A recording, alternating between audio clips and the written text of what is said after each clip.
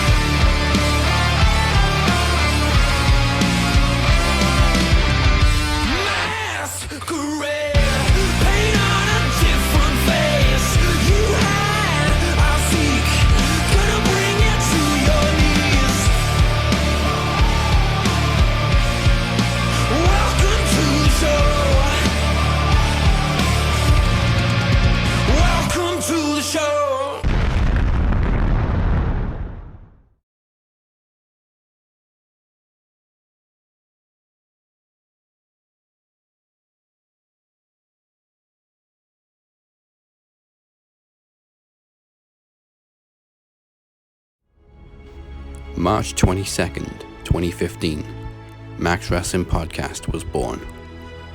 I was pissed when Drew got released. I thought he got highly fucked in WWE with what happened, and I'm stoked to see TNA actually using him the way that they are.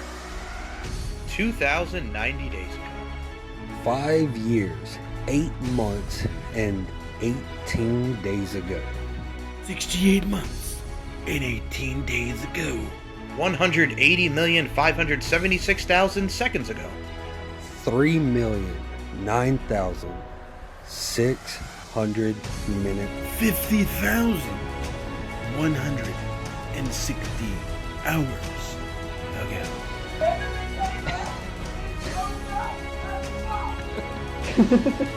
Pound sterling. Me, it was. Kenny is the first knowledge champion. Wow. As the one man with no Instagram likes to say, hey, it's just slap nuts, that's all it is, mate. It's slap nuts, that's all it is. I want my shot. Hey, don't start making challenges. Listen, hey, you know, I take challenges seriously, Phoenix, okay? It's your birthday, so I'll go a little cool on you right now. But listen, when you're ready, just shout out Kenny Killer and I'm there. Me and you, bro. Okay, while Andre goes to check on his furnace, we're going to go to a quick break and we'll be right back right after this. That is the best segue into a commercial I've ever. But I will at some point go back and watch it. But the good news is I got my first house. So I'm super excited about that. Nice, hey! Yeah, thanks, man. Oh. I was walking into the mean streets of Long Beach. The back of my house got shot up 2 times in the matter of 2 days, actually. Second time being on the night of Christmas.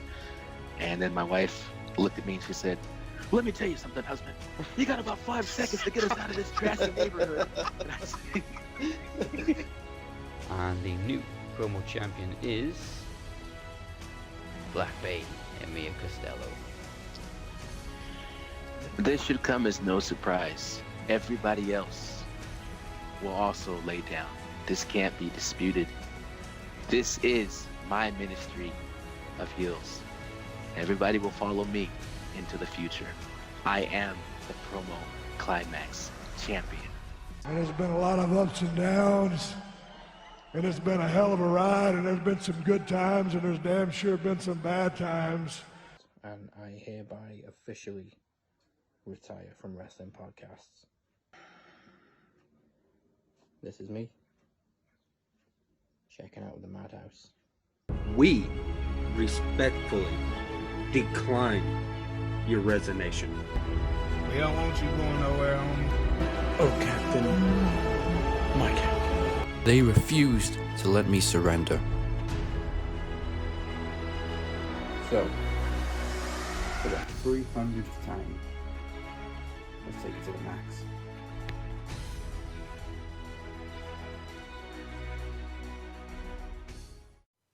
It's showtime. It also must be Thursday. Welcome to the show for the 300th time.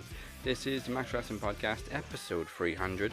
This is your captain speaking, along with the podcast machine, Mike Larkin, and the current reigning promo champion, King Mo II. Gentlemen, we made it. We did. We will also be joined by the current reigning predictions champion, and hopefully he hopes to become three-time knowledge champion, the Phoenix, who is also the co-founder of Max Wrestling, and of course Travis the Walker Anderson is having some internet issues, as everybody seems to be currently for some reason today. Perfect day for internet issues. Thank you very much, Andy from fucking Sky. Andy. 6 months ago, this all almost came to an end, but thanks to overwhelming demand and support from the promo order, from RWT, from Kenny Killer, Max Wrestling lived on, and here we are, 300 episodes. Now, we've got some special messages for some special people throughout the episode. We've also got some tag team trivia, just like the old days. So we're going to do a lot of you and Travis a big favor and skim through WWE this week. Yeah, right, because I didn't watch Raw. Okay, so a couple of things first. The 300th episode of Raw doesn't sound like anything special when you read about it. Vince was in Texas trying to bait Stone Cold into getting fired, while Pat Patterson ironically flirted with a bunch of women. The Ministry took on the Brood, but it was the main event cage match between Triple H and Kane that made me realize that this was actually the very first modern day wrestling I ever watched. 300th episode of Raw, February 1st, 1999. Oh, wow. Now that's full circle 99. for you. Before that, I was just watching old videos of Hulk Hogan and Macho Man. And Zeus. Zeus! I know a light heavyweight champion that makes more sense than you.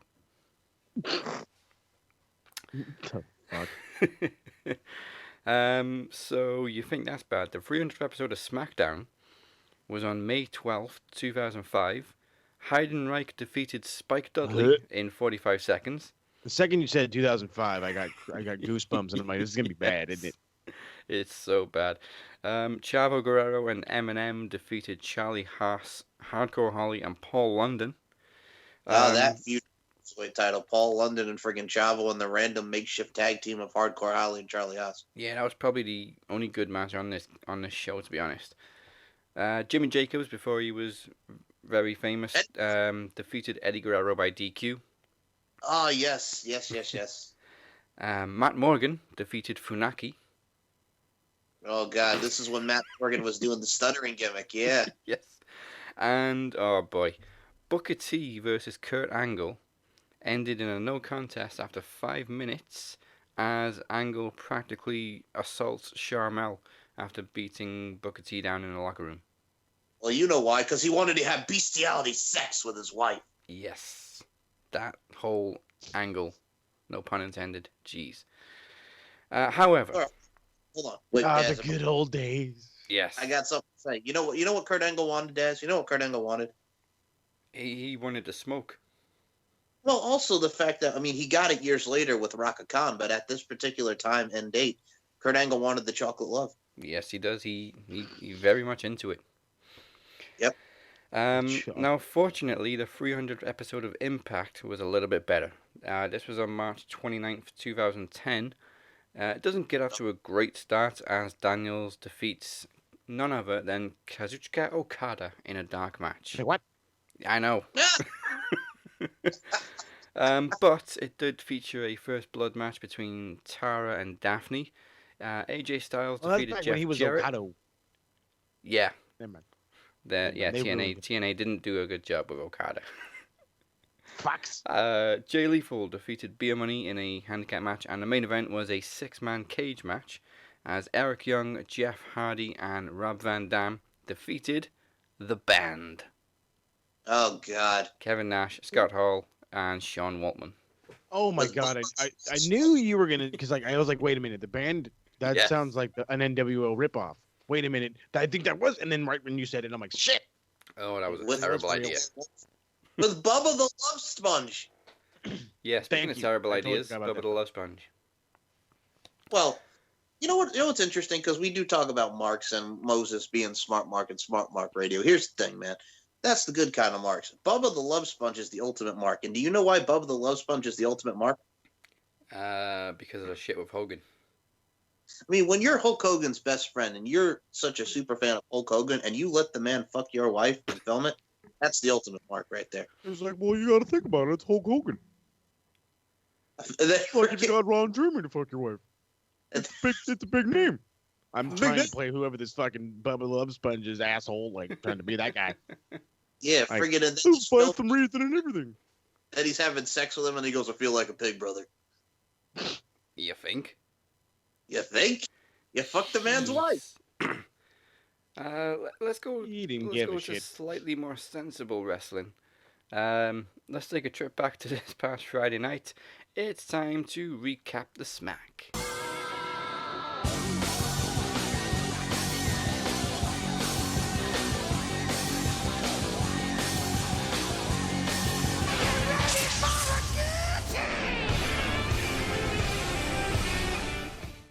Kayla has the opportunity to interview Roman Reigns, but he doesn't think much of her questions before Kevin Owens interrupts and challenges Roman to TLC. After being women's champion for over a year, WWE felt like randomly booking Bayley to tap out to Natalya.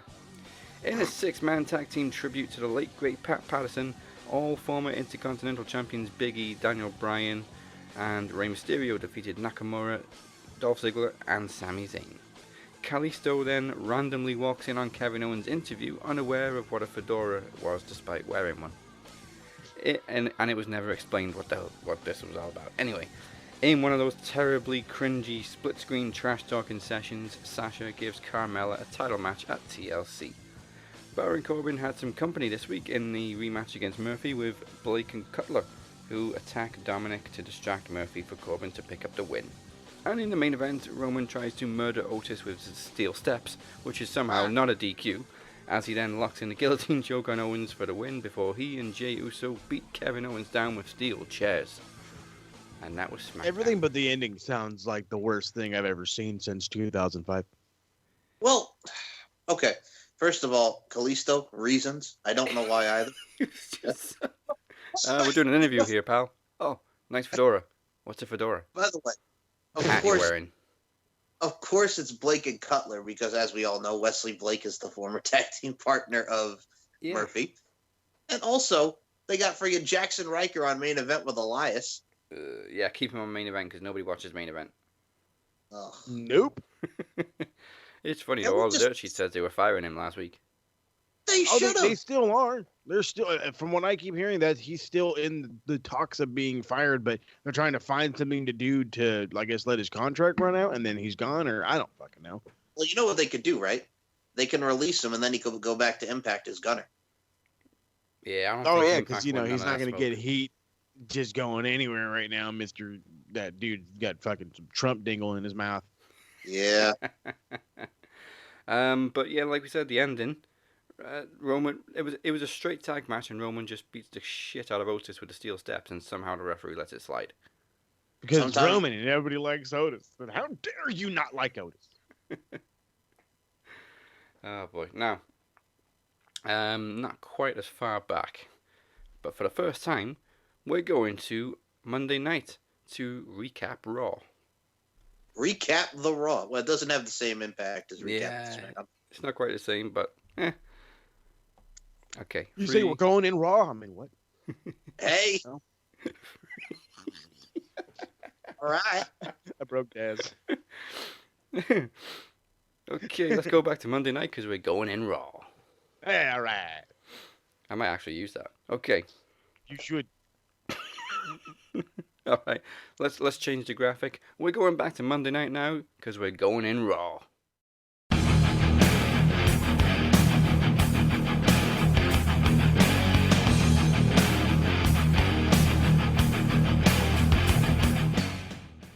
Following more mind games from the Firefly Funhouse, Randy Orton demanded a match against Bray Wyatt before facing The Fiend at TLC. With a tag title match. Whoa. What? Like fucking Mr. Rogers, Bray Wyatt? Yes. Yeah. Oh, fucking get the hell out. Return to going in Raw. With a tag title match set for TLC, Shayna suffered her third straight loss against Asuka after getting distracted by Lana, sending Nia Jax into the announce table. Following another nauseating Miz TV where Miz and the other Misses performed the worst Irish and Scottish accents I've ever heard, McIntyre and Sheamus cleaned house before McIntyre launched the Money in the Bank briefcase from the ring to the stage, breaking part of the Tron.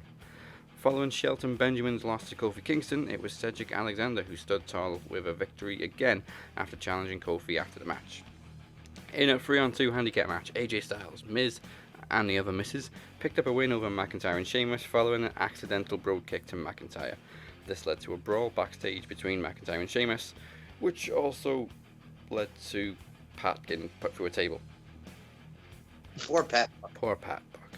Despite some assistance from Matt Riddle, Jeff Hardy succumbed to Lashley's Hurt Lock, and in the main event, Randy Orton had Bray Wyatt seemingly beat before he transformed into the Fiend to lock in a mandible claw on Orton.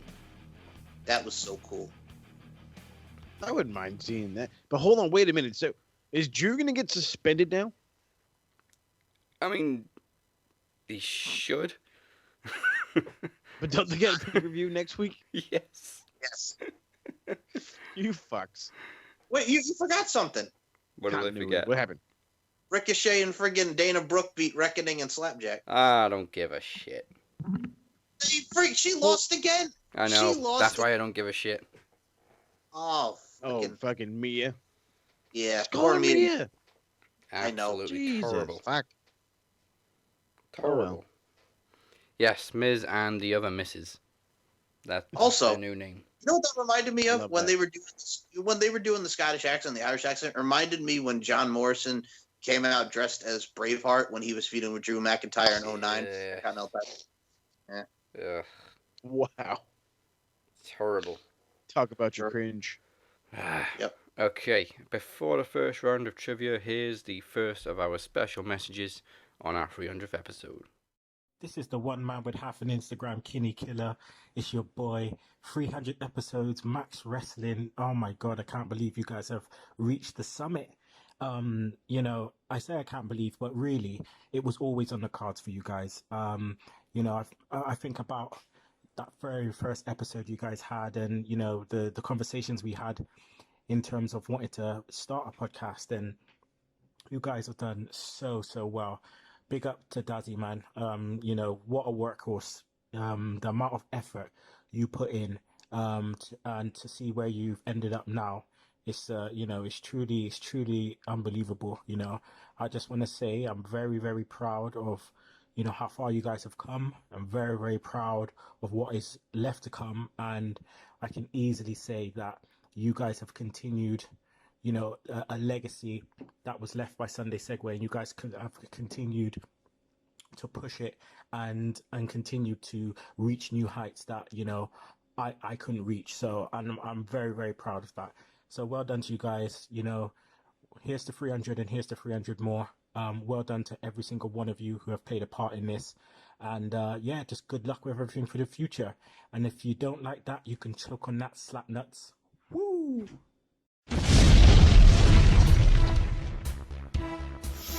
Max ain't virgins. Hey! Podcasting for the very first time. Max ain't virgins. 300 podcast episodes worldwide.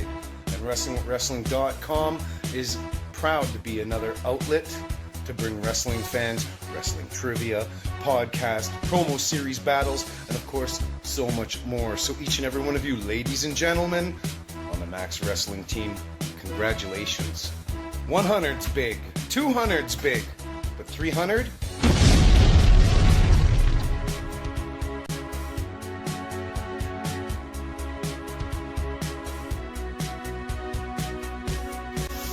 Max ain't virgins. Hey! Podcasting for the very first time. Max ain't virgins.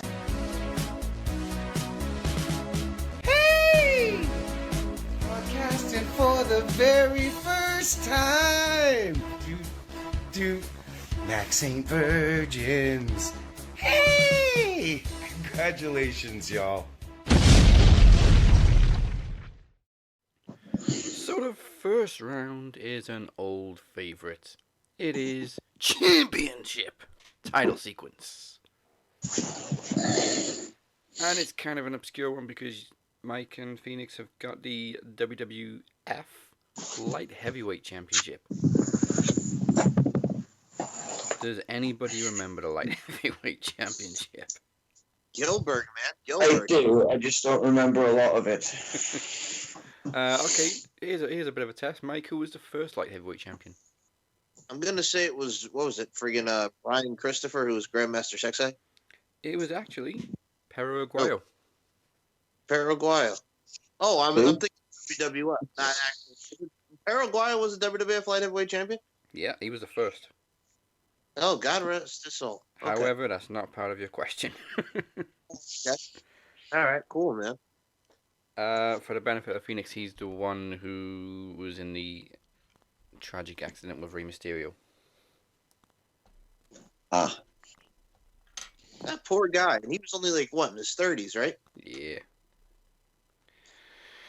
Okay. And for those who haven't listened to the traditional Max Wrestling Trivia before, the way Championship title sequence works is I'll go through a sequence of champions. All they got to do is tell me who comes next. Okay. Your sequence is, funnily enough, Gilbert, S.A. Rios, and Dean Malenko, who came next. Oh, Scotty my Too God. Hotty. Scotty Backlash. It was Scotty Too Hotty. Backlash. Considering he doesn't know that much about the Light Heavyweight Championship. Okay. Yeah, I think Scotty won it on an episode of SmackDown or something, and Dean Malenko won it back like a week later, and then they had a rematch at Backlash 2000. Yep. All right. Okay, 1 point. Next round is the Phoenix's favorite. Name the card. Okay. There is 3 dark matches. Well, technically 2 of them were in heat. So the first actual dark match. Actually, I better go through the rules again. All they got to do is tell me which pay-per-view I'm talking about as I go through each match on the card. Dark match number 1. Too Much.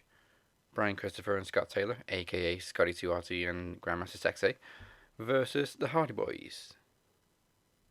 Huh. Was this like St. Valentine's Day Massacre 99? Jeez. How'd you get it on the dark match? I remember 99, man. Too much. Hardy Boys. That was my guess. It sounded like a 99 pay-per-view, so St. Valentine's Day Massacre. Yeah, you can narrow it down to 99, but St. Valentine's Day Massacre is pretty obscure. Well, there isn't even a time recorded for that match. Really? The 2 matches on Heat, however, Viscera defeated Test in 2 minutes 20 seconds, and Billy Gunn defeated Tiger Ali. Well, actually, it was no contest. Versus Tiger Ali Singh, lasted 40 seconds. Wait a minute. How does he have a 40-second match with Tiger Ali Singh on the friggin' Heat, man? How does it end in a no contest after 40 seconds? What kind of worse? Probably something to do with Triple H and X-Pac being in his corner. You know you deal. Well, I was about to say, you know you dealing with the X Factor, but that didn't happen. I'm guessing the first match on the main card would have definitely given away. It was Goldust versus Blue Dust. Oh, the Blue Meanie. Yeah. Followed by Bob Holly and Al Snow in a infamous hardcore match, which ended with Al Snow wrapped in a chain link fence in the Mississippi River. Can I just say, what a cold mofo Al Snow was up in that, man. That Bob Holly with no shirt on, you crazy bastard. Big Boss Man defeated Midian, Jeff Jarrett and Owen Hart defeated D'Lo Brown and Mark Henry for the Tag Team Championships. Val Venus defeated Ken Shamrock for the Intercontinental Championship with Billy Gunn as special referee. The Corporations, Chyna and Kane defeated DX's Triple H and X-Pac. Mankind versus The Rock in a last man standing match ended in a draw for the WWE Championship when they both hit each other at the same time with steel chairs. And of course, the iconic main event was Stone Cold versus Vince McMahon in a steel cage, which also featured the debut of The Big Show. No, wait, you're getting it wrong. Okay, Paul White. Paul White! It's... Alright, both ready? Yeah. Mm-hmm. Okay, 1 minute starts after the first question.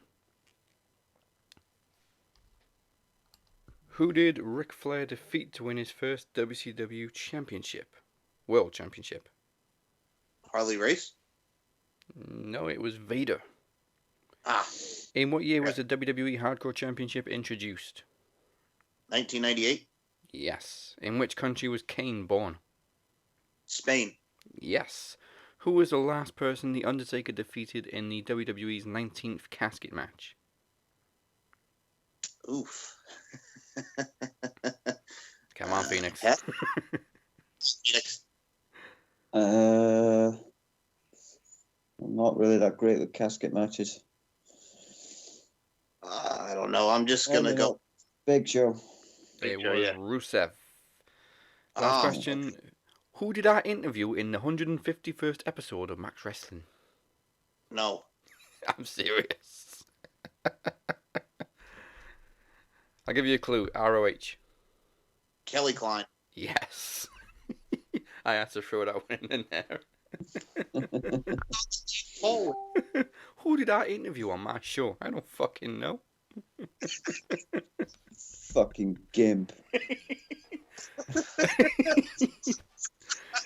Oh boy. Alright, I'll take 3 out of 5. No, I'll give you the point for that one. So that's 3 on the last one, and 1 for round 2, 1 for round 1. That is 5 points. Alright. Well, no, first of all, when you said world title, I was thinking immediately going back like Harley Race. Alright, I wasn't thinking of WCW Vader. Okay.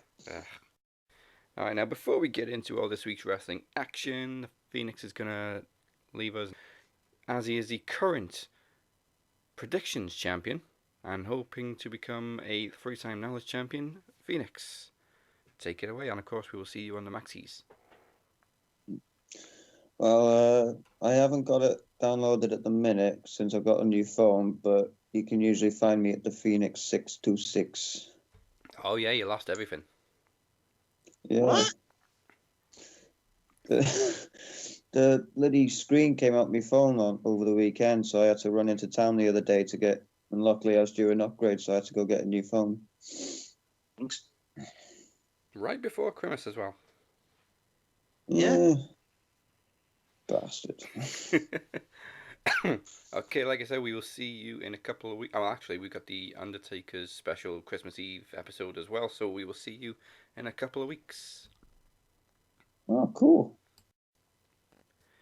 Okay, brace for impact, and if you're watching on YouTube, make sure you like and subscribe. If you're watching on Facebook, like and share, and whatever podcast platform you may be listening to, don't forget to follow or subscribe right now and take it to the max every single week. Now, before I play this next message from Max Wrestling OG, I just want to point out Evan mistook it for our 400th episode. But, You know what, it was so heartfelt and genuine and a beautiful tribute to us, I didn't want to change it. And you know what, when we do hit our 400th episode in November 2022, I'll happily play it again. You know why? Because Evan McCaber is over as fuck. That he is. But 400th episode aside, here is the beautiful tribute from, I believe he started on the 5th episode of Max Wrestling, Evan Money McCaber. 400 episodes. 400 episodes. That's amazing. That's actually amazing.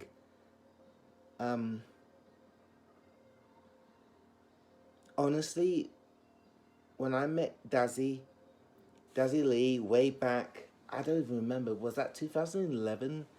2011, I met Dazzy Lee, and he had, because I was doing my podcasts at the time, and I wanted to have him as a host on my podcast. I'm really proud of you, Dazzy, and you know what? I'm proud of everybody who was a host for the Max Wrestling podcast. 400 episodes, that's crazy. Dazzy, dude, you should be so proud of yourself for having that amount of commitment. And I know it's been hard. this year in particular, uber hard. Giggity. But you have been relentless for. You know what? Bollocks of 400 episodes. How long have you been doing podcasts for? How long? 400 episodes? That feels like. I don't even want to think about it. Frankly, you should be proud. I'm proud. I am proud to serve beside you with Phoenix, with with Toxie Roxy, with fucking Anthony Walker, everybody that I worked with during that period. This is an amazing achievement, and I'm honored to be a part of it. God bless you. God bless you, and God bless the new cast of Max Wrestling. And here's looking forward. Max Wrestling over. Hey guys, this is Big Dave from the Attitude of Aggression Wrestling Podcast. Wanted to drop a quick message congratulating the boys at the Max Wrestling Podcast on their 300th episode. What a tremendous accomplishment and a great occasion. It's funny to think that the two shows, Attitude of Aggression and Max Wrestling, launched at almost the same time, nearly 6 years ago.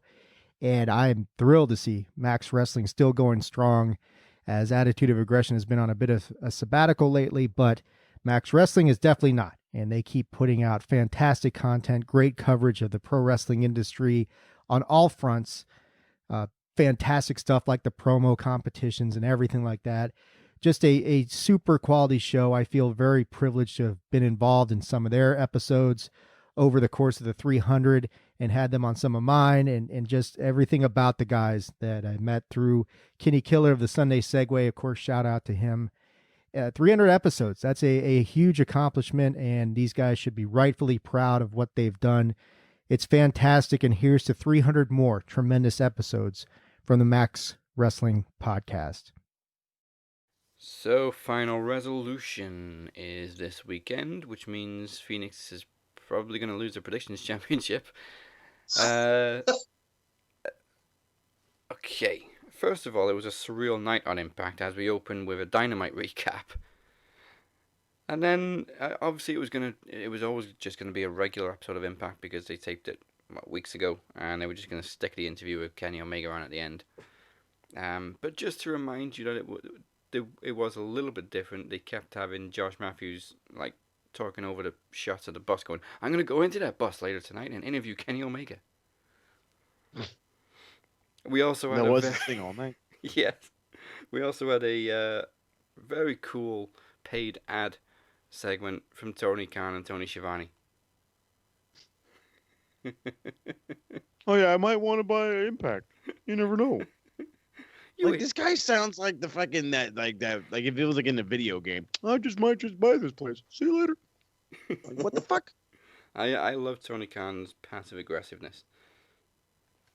Don't worry, Kenny. I could stop you from coming here, but yeah. There's also, you've been here before, Tony, right? I was here for one night, and then I retired for 18 years. That was very true. 2003, man. Him, Percy Pringle, Paul Bearer. Yep, I remember. Okay, so Final Resolution card after a year of what? Okay, I'm gonna cut that bit out because I don't know what the fuck I was about to say. Whoa! You know who you were like? You were like the dude in the Wedding Singer. Whoa! I don't even know what I just said. Okay, Chris Bay is challenging Rich Swann in the main event for the Impact World Championship. We'll get to that for the main event, but first of all, Carl Anderson one-on-one with Ethan Page. Honestly, don't know how to call it because there's rumors that Ethan Page is on his way out, and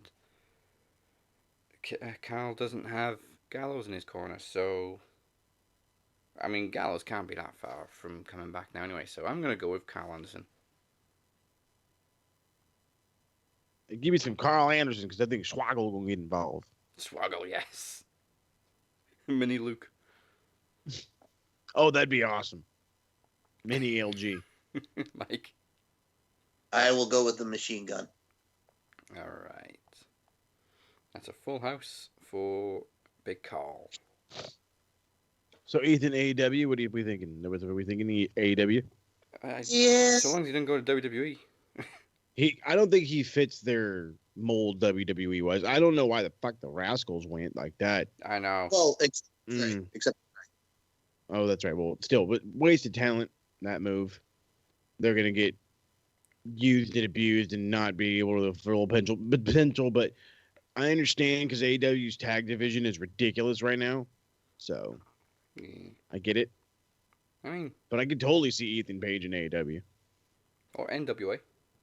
Or NWA. I remember when that guy was fat. Like he had a big old gut. And like now look at him. I've been watching Ethan Page for at least like 6 years. Yeah. Or he could go to Japan. That would be interesting because he has done some Japan tours before. I've been saying, I know everybody gets the whole biasness, but I say it to just about every quote unquote big name free agent, especially the ones leaving WWE. Go to Japan. Lose everything you've learned and learn from them. And then come out here and you can adapt to everybody. You can do the hard shit, you can do the crazy shit, you can do the boring shit, which is why AJ is like, fuck it, I'm gonna go to WWE. For sure. I'm trying to make some money, not get hurt no more. Which makes sense, but check out my giant bodyguard. Oh yeah, look at this fucking guy. Apparently, him and Matt Riddle get high together or something. I don't fucking know. Bro nuts. Bro nuts. He's a part. He's part of his lawn crew. That's what it is. I forgot to mention that on Going In Raw. That was one of my favorite parts of the night. Just fucking Matt Riddle go around trying to give everybody bro nuts.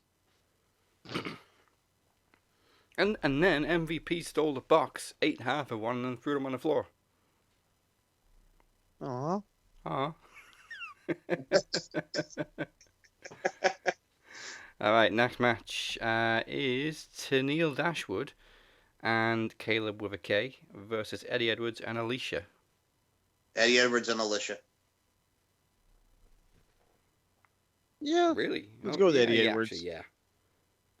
You know why? He's going to pin Caleb with a K. I mean, unless he gets himself DQ'd. Oh, you know what it is, he's a bit of a loose cannon again right now. You know what it is? I kind of like that, though. Alicia annoys the fuck out of me. Yeah, she's not a great actress. Oh, my God. Friggin', when she was on Wow Women of Wrestling as Sassy Massey, because she's sassy and she's from Massachusetts, Sassy Massey. Yeah, you can fucking tell that fucking accent, bud. Don't be talking to me like this guy. I'm like, you know what's, whoa. You know what's interesting about her? Like, she was well known on the New England scene, New England Championship Wrestling, Sheldon Goldberg's promotion as Alexis Nevaeh, taking on the likes of Mistress Belmont. But god dang, man, ever since she's come to Impact Wrestling, I don't give a fuck. And number two, she had more energy when she was in friggin' Wow Women of Wrestling. Here, she just sucks. She makes me want to upchuck. What the fuck? I'm not a fan of Alicia Edwards. Yeah, she's like, yeah, you fucking wiki retarded. Okay. Oh, yes. I'm going to go either a DQ or interference, so Tennille and Caleb with a K. No. The only reason I'm saying no is to piss Travis off, because I know he loves Caleb with a K, Caleb Conley. And don't you ever call yourselves the Revolt if you're not Caleb Conley. Do not ever respect the Revolt. Moses? I told you I was going with the Eddie. Oh, yeah. Okay, that's two. Just because I like him as a loose cannon. 2 against 1. And that Boston accent is wicked sweet. And also just because you want to friggin' make fun of Alicia and her Boston accent. Yeah, it's fucking I didn't wicked come sweet. here alone. What? Oh, God. I make fun of everybody with this fucking podcast. I love Ben Affleck. I know I say that, but I fucking make fun of him all the time. Yes. Fucking same thing with Mark Wahlberg. He's my guy, but he's got that fucking wicked ass Boston accent. The strength of Mark Wahlberg's accent. Fuck. I fucking love it. You know what that accent gave me? You know what that accent gave me, guys? What? Good vibrations. There we go. My wife said that she will rob a bank and pay this man millions of dollars to sing that song one more time. This is good vibration, just so sweet. He'll never do it. He'll never do it. He'll never do it. Mark Cuban will he'll I'll sign all my money to you right now. Do it. He'll say no. No. Mark goddamn Cuban.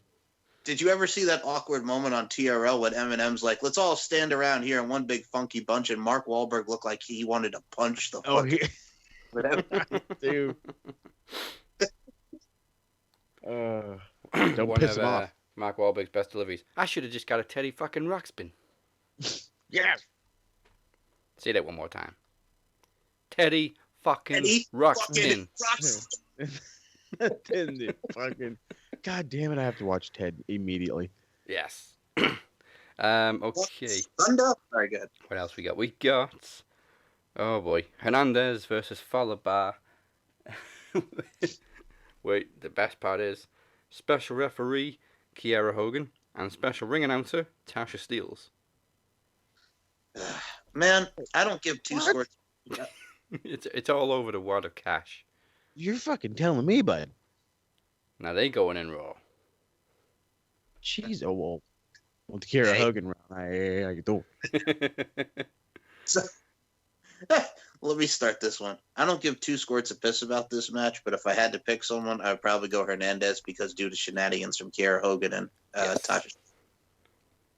I never realized before we actually started discussing it how predictable this card kind of is. Isn't Falaba that big old fat dude? Yes. Yes. Let him go with Hernandez. First of all, Mr. Moses Marquez, you insensitive motherfucker.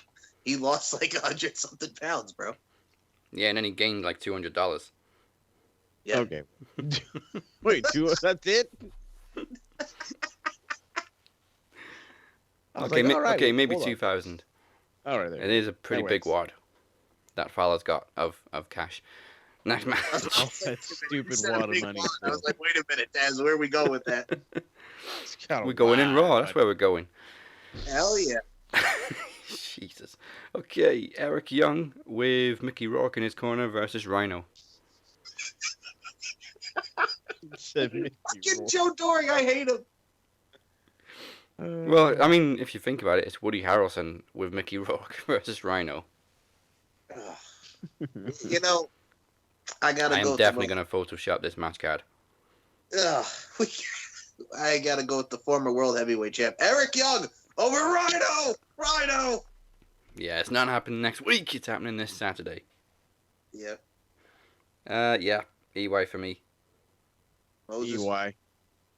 Again, it's a predictable... We've only disagreed on one so far. Well, I have, anyway. Yeah. Yeah, because you want to be different with your Caleb with a K. So. I'm thinking it's going to be shenanigans. Okay. How you doing? Keep moving. Shenanigans. Old School Rules, which is a posh term for hardcore match. Larry D versus Tommy Dreamer. So it's Larry D versus Tommy D. This is Dreamer. Come on, it's a hardcore match. You kidding me? I gotta go Larry D. Yeah, this one is actually pretty tough. I mean, obviously Tommy Dreamer's got the advantage, but Larry D was literally set up by Tommy Dreamer to confess to the shooting. So, on the basis of revenge, I'm going to go Larry D too. Fuck with me. Now, TBA or Rohit Raju in the final Defeat Rohit challenge. Obviously, it's going to be TJP in some form, possibly Manic. If it is TJP, I'm going TJP. So let's just say TBA for me. Well, I mean, who random guy could it be? It'd be somebody cool. Give me the TBA. It got to be somebody cool. I don't give a shit. It's got to be TJP. Yeah. Probably. Mike? I could see it being TJP under the suicide mask. Yeah. I don't know, he's just like, it's Crazy Steve again. You know what it is? First of all, no, I don't want it to be Crazy Steve again, for the love of God. I thought that was funny, but it can't be. It has to be something with TJP because of the interactions. And the payoff has to be TJP finally wins the gold. You know what I'm saying? Yeah. And I love Rohit Raju to death. That's my dude. But I got to go TBA. Okay, full house for TBA. TBA always gets some pretty good predictions. Yep. Alright, and next match is also the next match in the tag team tournament. The Sea Stars versus Havoc and Nevaeh. Oh, my girls. I love Ashley Vox and Delmi Exo, but I see a Molly Whopping in their future. I got to go Havoc and Nevaeh. Yeah. Kind of a foregone conclusion there. Wait, is this in the tournament? I could have sworn the Sea Stars got eliminated. Yeah, they did get eliminated. Oh, Wait so a minute. it's just a tag match. Yeah, Havoc and Nevaeh then, if it doesn't mean anything. I'm still going Havoc and Nevaeh. Yeah. Agreed. Even more so now. No, I mean, no disrespect to the Sea Stars. What the hell kind of name is that anyway? Well, it's because, mermaids and shit, man. And they had a little shark who was Jocelyn back in the day. So they had sharks and everything, So the Sea Stars, man. From under the sea.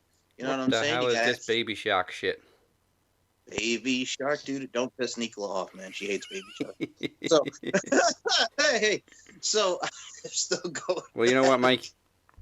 Seeing as you started singing that song, you just reminded me that everything's better down where it's wetter.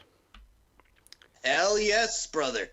Hell yes. Except for if your name is Priscilla Kelly. Fuck you, bitch. Ooh, yeah, stay out of the Red Sea. Jeez. Stay out of the Red Sea. Okay. Knockouts Championship is on the line. Deonna Purrazzo versus Rosemary. Wait a minute. I'm sorry. Did Moses give his pick for Havoc and Nevaeh in the Team C Star? Yeah, I said Havoc and Nevaeh. Yes. I agreed with you guys. All right. I'm just making sure you were included. You know what I'm saying? Making sure. Now we saw Su Yung kind of dealt with. So I'm guessing that feud's far from over, so there's no way Deonna's going to drop the title. Right? Right. Mike? I don't see Rosemary winning the belt. As much as I would love to, because I love me some Rosemary, it's got to stay on Deonna. Yeah. So Deonna. Wouldn't it be funny if she actually comes back as Susie and defeats Deonna? I know, right? And like we said, main event, Rich Swann versus Chris Bay for the World Championship. Now, it may not be as predictable as we think because there's been a lot of hype around Chris Bay lately. We probably should also consider interference from Moose as well, though. Moose. Well, Bring back your old song, Ham. Yes, I love his ROH song. Are you ready to fall? Yep. But no, the thing with Chris Bay is, he's, look at his theme song. All he really needs is one shot. So maybe all he really needs is one shot. Yeah. Mm-hmm. I'm still going Rich Swann. Okay. I'm still undecided, Moses. You know what? Give me Chris Bay. Yeah? Yeah. I still don't know. Pick one, Daz. I'm gonna go Swan.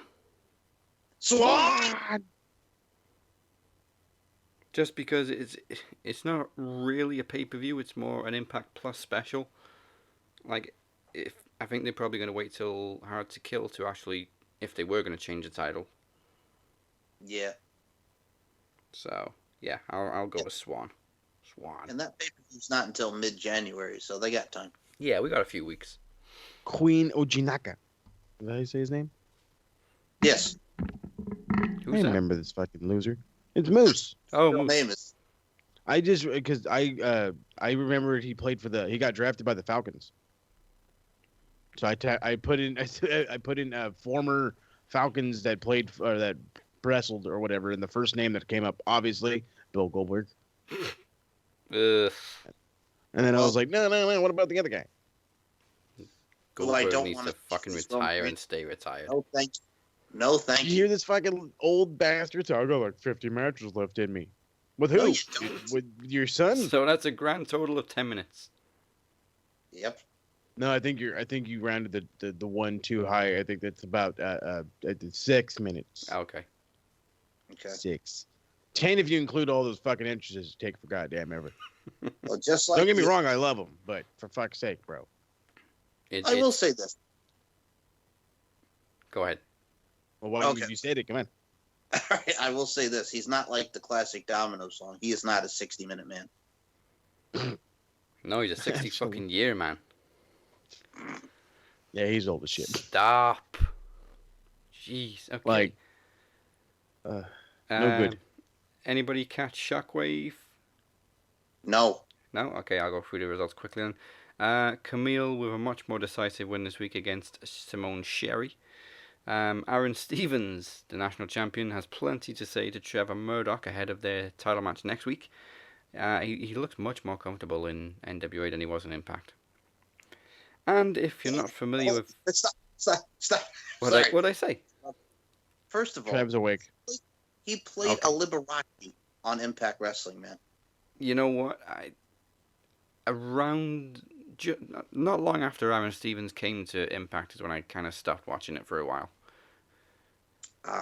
And they completely dropped the ball with Aaron Rex. Yep. And he put Rockstar Spud with him. Yeah, and shortly after that was when they introduced the Grand title, right? Yeah, and he was the Grand Champion, and then he lost to Moose. Moose. If you're not familiar with NWA, it doesn't matter because Eli Drake and Watts did a great job in telling a personal story. Watts just punishing Drake for most of the match. And in the main event, Thunder Rosa's third title defense in 6 days was against the Dirty Strumpet, Priscilla Period. No. Yeah, we're not going to talk about that one. No. You made me mad as soon as you said it, man. You friggin' messaged us in the friggin' group chat. Hey, Mike, guess who Thunder Rosa's wrestled on NWA? Who, Daz? Dirty effing slut. I hate it! No, we're being a little bit more PG now. Her name's Dirty Strumpet. Dirty Strumpet, okay. Sorry. Or Priscilla Period. Press P squared. PP. P squared, yes. Or the Red Sea. I mean, in all fairness, the match was actually pretty good. But yeah, Dirty Strumpet. Wait, what did she say to the ref again, by the way? Oh, so she threw Thunder Rosa out of the ring, and the ref told her to keep it in the ring, and she just looks at him and says, "I'll keep it in if you want." Ooh, keep it in. That's what she Dirty said. Strumpet. That's what she said. And just in time for us to talk about the Maxis, joining us now is, of course, Travis Walker Anderson. Better late than never. Yep. Well, you just didn't want to talk WWE, that's all it was. I'll sleep through it anyways. I might as well have actually have slept this time. And a boy. At least it wasn't on air this time. Yeah. I'm trying to say that my snoring is not glorious. Oh, no, I'm saying Travis actually did fall asleep on the show before. Because we were talking WWE. Well, I'm not the only one then. It's just last time I didn't forget to... I forgot to mute my mic, so it was like snoring through the entire thing. Yeah. You were on the show there, Mr. Moses Marquez. Then Travis fortunately went to sleep, and I was like, "Oh, okay." Oh boy. Okay. Voting is still open for the Maxis Awards 2020 Fatal Interaction, and voting for the championship matches closes this time next week, where we will also announce a stipulation for Phoenix and Alex Dorio's knowledge title match, and who will be challenging Moses for the promo championship. You'll also find out at the ceremony itself who will be facing the Shape/Jester at Podcast Promo Rumble 6. What we do know is Daniel Crimmins and Travis do battle in the first ever tag team promo exhibition. First time. Yay. Voting for the awards themselves, including Wrestler Match, Pay-Per-View and Feud of the Year, closes at midnight UK time on December 19th. go to maxwrestlinguk.weebly.com/maxis2020 to cast your votes. And then it's funny enough that after 5 years, WWE finally decided to bring back the Slammies, and they completely used the same designs that we used for the Maxis last year. I saw that. Sons of bitches. Seriously, who's the mole in WWE? From WWE, I should say. Is it Mini-Me? No, who it is? Mole. I'm not supposed to talk about the mole, but there's a bloody mole. Mullet. You know what it is? It's that goddamn Adam Hopkins. That's who it is. All right, we've got more messages now for our 300th episode. They are from Cookie and a couple of surprises. So, next messages, please, monkeys in the truck. Congratulations, 300th episode. Wow. Mum? Congratulations. Yeah. No. What? Travis the Walker Anderson was Alexander? I thought he was the Three Musketeer. Oh, hell no! Bruh. Huh? What's that? Oh, the camera's on? Oh, wait. Hey, I gotta call you back, bitch. Okay. Hi, my name is Emir Costello. You may remember me from such promos as, "Hey Larkin, I kicked your ass in the King of the Mic tournament, and I'm never giving you a rematch." Or, "Who knew losing to Moses Marquez could ruin your entire life?" And who could forget the promo, "Lewis from Evolution of Pro Wrestling wants to take over my group, so I'm gonna completely overreact and start a civil war." Good times. Well, you may be asking yourself, how could I possibly get myself into such situations as these? Well, I'll tell you, it's thanks to Max Wrestling. When I first met Dazzy Lee, or Dazzy Leah as I used to call him, I actually stopped him from posting content in RWT because I didn't want him to have to compete with my boy, Moses Marquez. And now Moses is a Max Wrestling general. What the fuck? Dazzy and I went on to have an amazing relationship from that moment, which resulted in Max Wrestling and RWT having a great partnership. You know, thanks to Max Wrestling, I've been able to show you many different sides of me. I, of course, am speaking of such characters as Black Bane. Oh, and Black Burnham. How about AT Wrestler? And who could forget the Kingpin? I've also had the pleasure of waking up at the ass crack of dawn California time, what's also known as 4 a.m., so I can make many appearances on the Max Wrestling podcast, where listeners have heard me take a morning piss, stalk a Starbucks barista, and use words such as my niggly. That's our word. Our word. Allow me to address the Max Wrestling podcast listeners by saying, let me tell you something, bitch. Did that pop you? It's my catchphrase. It's kind of a big deal. I am so proud of Dazzy Lee and the Max Wrestling podcast. 300 is a big number. And I have so much respect for all the content that came before me, for everything that I had the pleasure of being a part of, and for everything that's to come. May the doors of the madhouse never close. Hey everyone, it's your girl Nicola. Just wanted to say congratulations to Max Wrestling on 300 episodes. You get promos, you get trivia, you get predictions, talk of wrestling, you name it. These dudes are amazing. I love you all. Do you want to see a magic trick? How I can 1 minute be here and then the next something totally different. Let's see what happens. The snap of a finger and I appear. Welcome to the madhouse. Congratulations, Max Wrestling. The Four Horsemen and the bird that flies in the fire. Similar to us. Congratulations on getting to the top of the mountain and knocking everything down in the process. We are proud to be a part of this. The Demoness's home is Max Wrestling. Embrace the madness, embrace the darkness.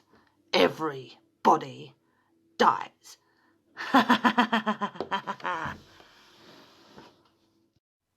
In the first round of trivia, Mike and the Phoenix scored a grand total of 5.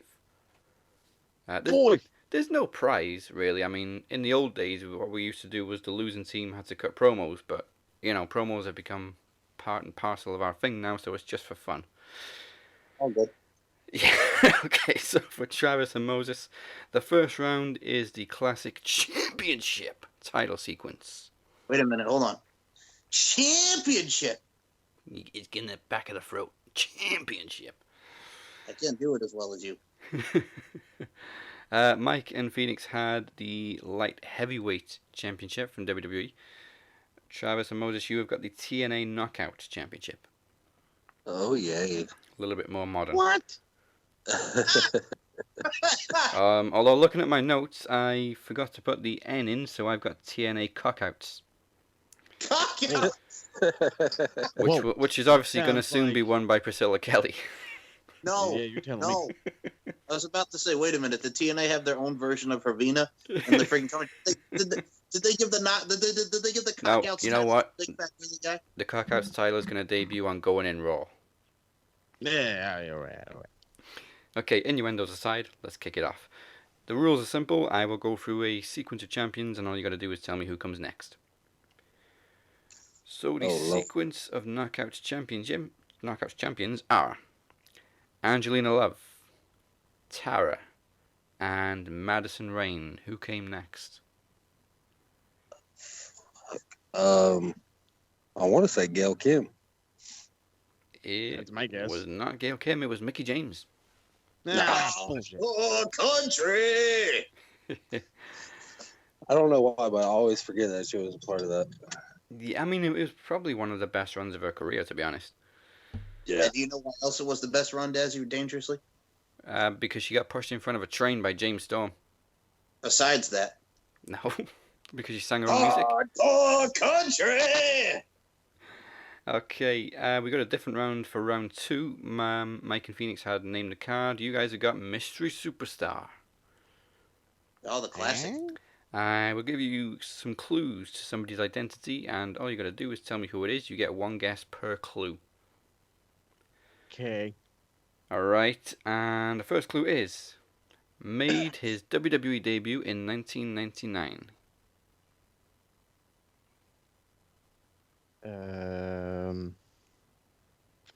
Biggest name I could think. Big Show?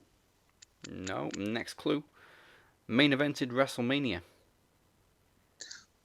It's not Jericho, is it? Yes, Mike got it as well. I'm the messenger. It is Chris Jericho. Got it in 2 clues. The rest of the clues were wrestled in ECW, WCW, New Japan, and AEW.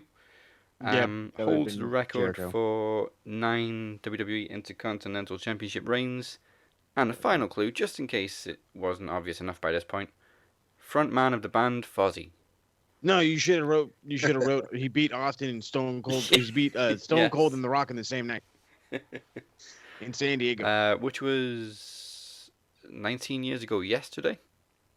Yep. Crazy. That was, as somebody else pointed out as well, that was also the last WWE pay-per-view to be on free UK channel 4. Now, the only thing with it being on the free channel was we also had ad breaks on a live pay-per-view. That's what everybody wants. So it probably overran like an hour.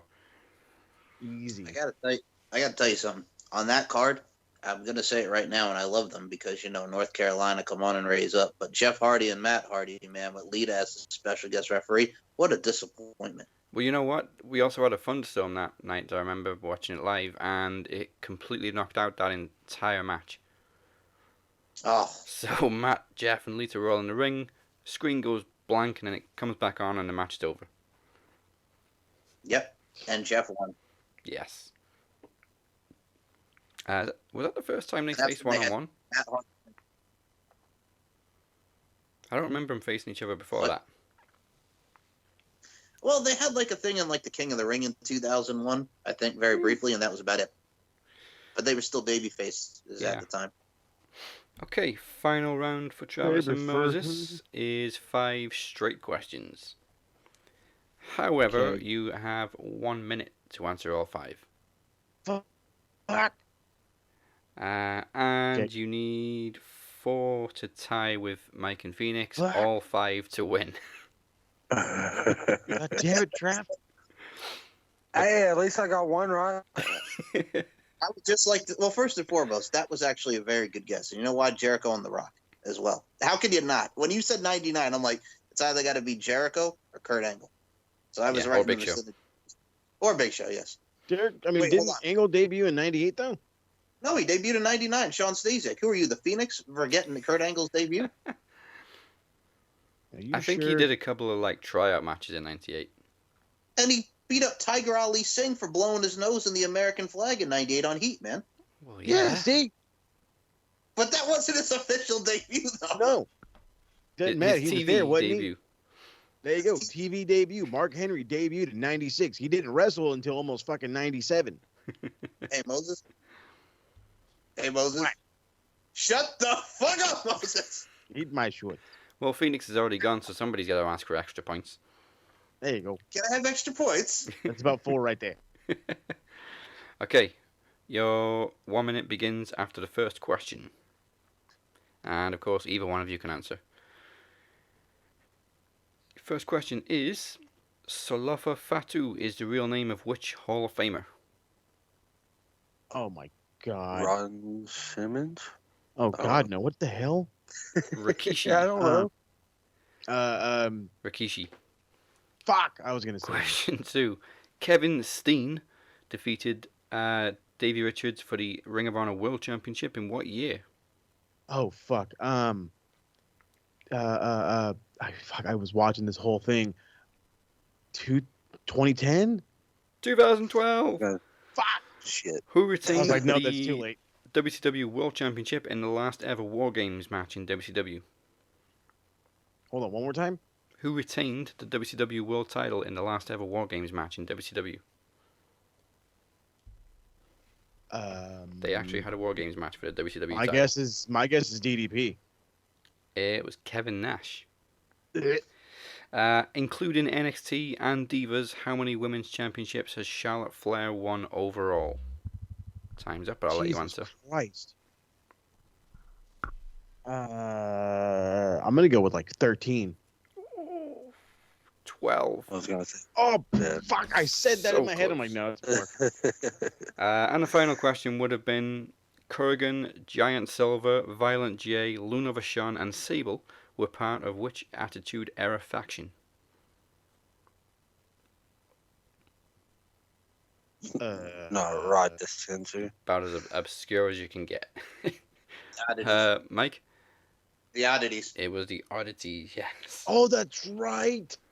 I mean, I only remember Kurgan. Oh my god, those fucking weird looking fucks. Oh, Yeah. fuck. Oh my By the way, god.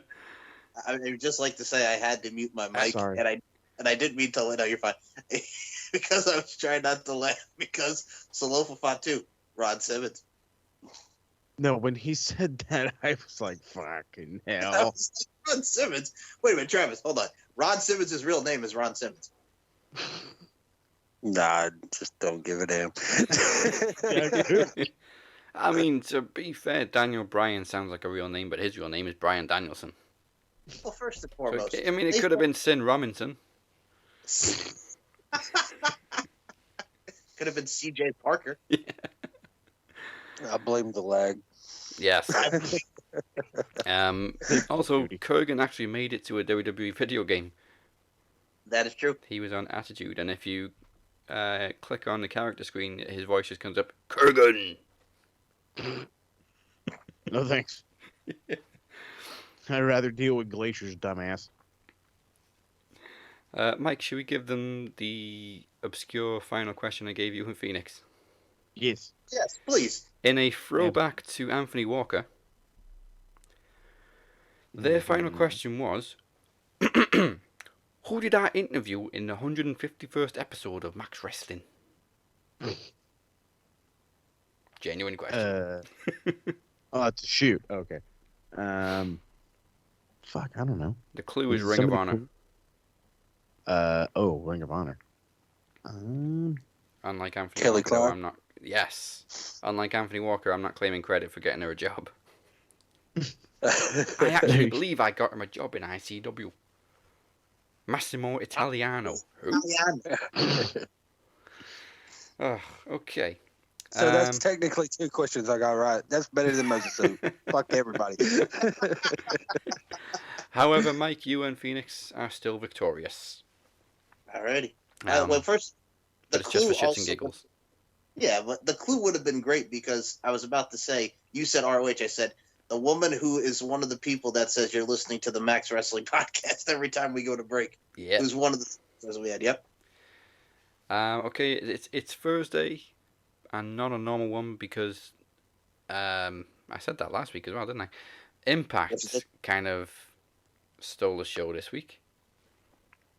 And then, of course, we were looking for the aftermath on Dynamite. So we'll do NXT first because it featured the return of Finn Balor, or as my iPhone likes to correct it to, Finn Blair. Yeah, Finn Blair. Finn Blair. His return is interrupted by Peter Dunne and then Kyle O'Reilly. They all sound Irish. Only one of them's Irish, but they all sound Irish. Peter Dunne and Kyle O'Reilly. Kyle O'Reilly reminds Finn that they have unfinished business. Then Damian Priest joins the party to throw his name in the pot. And Balor just leaves all three of them to argue and tell them it's up to Regal before turning around to be confronted by Scarlett. So quite a lot happened in the... Tell in the your opening boy to segment. be ready because I'm ready. I'm like, okay. Yeah, and then Priest kind of sealed his own death warrant. Yep. Some shit. Do you tell your man to stay in the car while you come and deal with his business? Oh, you shouldn't have said that. And we'll find out why a little bit later on.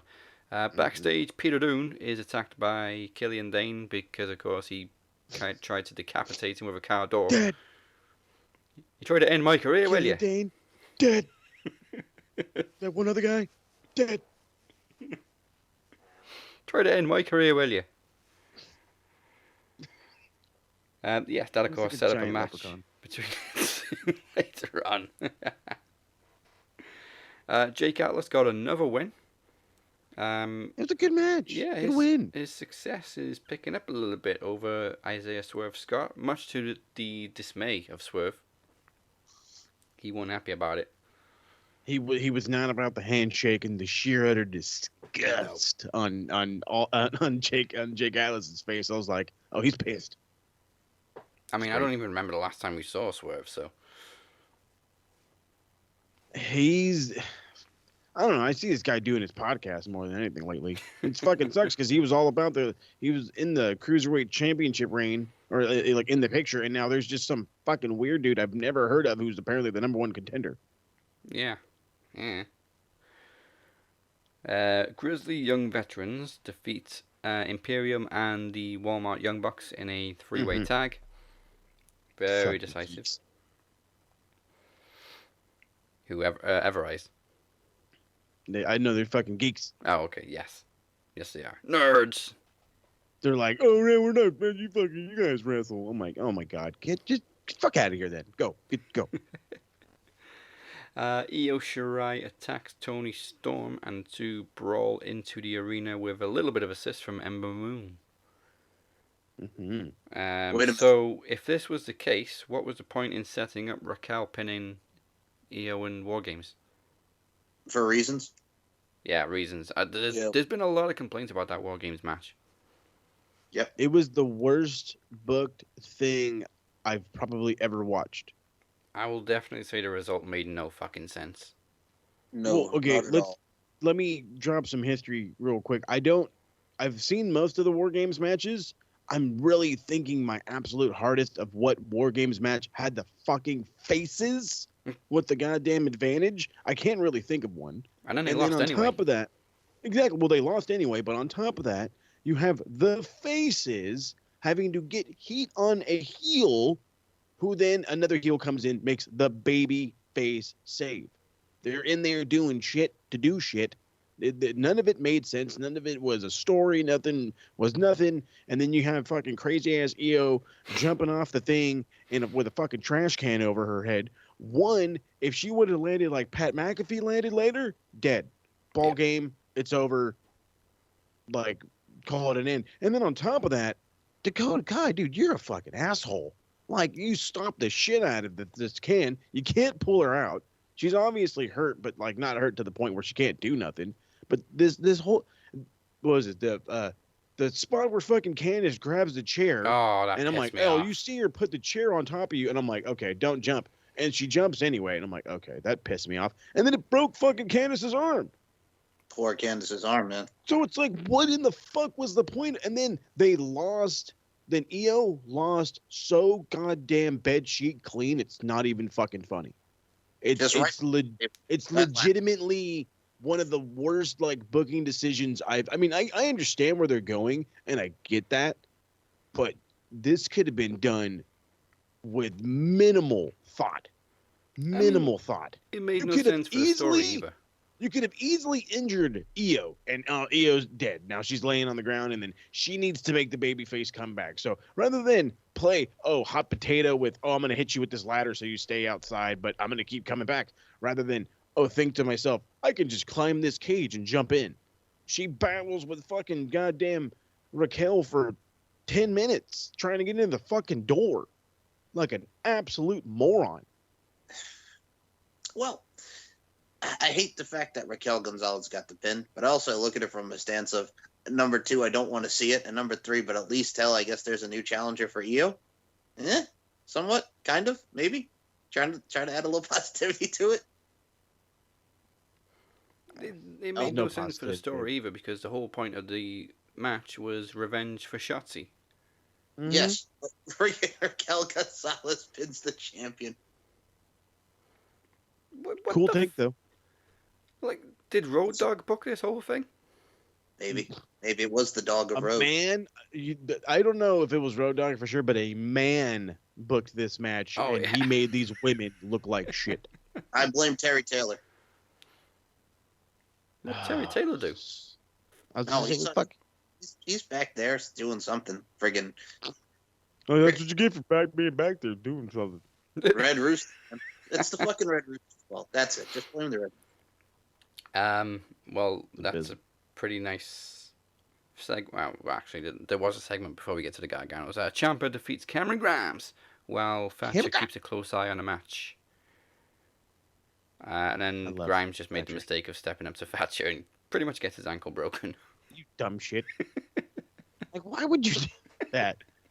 And can I just say that the when Timothy Thatcher has you in a hold and he's grinding you down and he's snarling, it soothes me. It's like the greatest thing ever.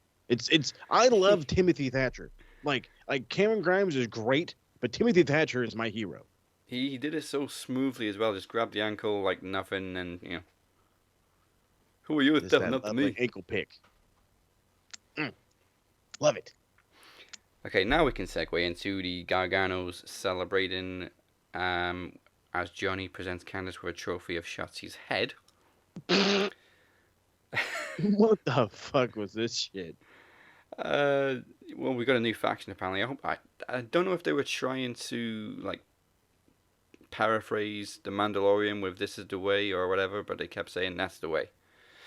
Oh no, that's Johnny. That he's a fucking giant nerd. Of course. You know what it reminded me of? And man, this is just me, man, because as a young man watching BET and watching, Beat Midnight Love, and I'm talking about maybe a little 106 in Park with Free and AJ, kind of reminds me of the old Jill Scott song, "Is It the Way You Love Me, Baby?" Taking it back to my R&B days, man, Jill Scott. But that has nothing to do with this because, Mandalorian, because Johnny freaking Gargano's a nerd, but I digress. Go ahead.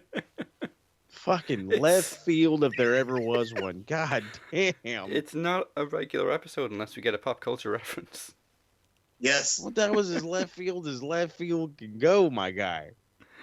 That thing dinged off the post as to stay fair. But damn well fucking Mike wasn't watching BET for the R&B from the 106 Park. He was up at 3 a.m. catching the After Dark. Hell yeah. And maybe some Rap City with Big Tigger rapping in Dumb Basement. Hell yes. I fuck with that. All right. While we're on the subject of like BET and stuff and pop culture, then Mike, you'll appreciate this. I just binge watched all 6 seasons of Sister Sister on Netflix. Sister. That's badass. Okay. Yes. And it, Never knew that much. I missed you. Yeah, one of the twins is in a new series called Family Reunion, which is pretty good too. I gotta check that out. Well, is it Tia? Because Tamara's the one with the mole on her face. It's Tia, yes. Ah, yes. Now, okay, which theme song would you rather have? Would you rather have the first one, Sister Sis? Yeah, they changed. They did like a different intro every 2 seasons. Yeah, that one. I prefer the last one. Oh, the one with a bit Sister? more swole. The one with a bit more soul in it. I got my own mind. Do my own style. In my own time. Yep. I've opened up Pandora's box. That you did. That you did. Okay. Where were we? Oh, the Garganos, yes. Priest looks for revenge, but he's brutally attacked by Karrion Kross, who makes his official return. Moited. Mollywop the boy. Moited. And Austin Theory's a moron. We knew that. That's not just my general opinion. That seems to be his new gimmick. He's a moron. He's a moron. Moron. But, yo, I was so pissed at TakeOver when I saw him unmasking it was that douchebag. I was...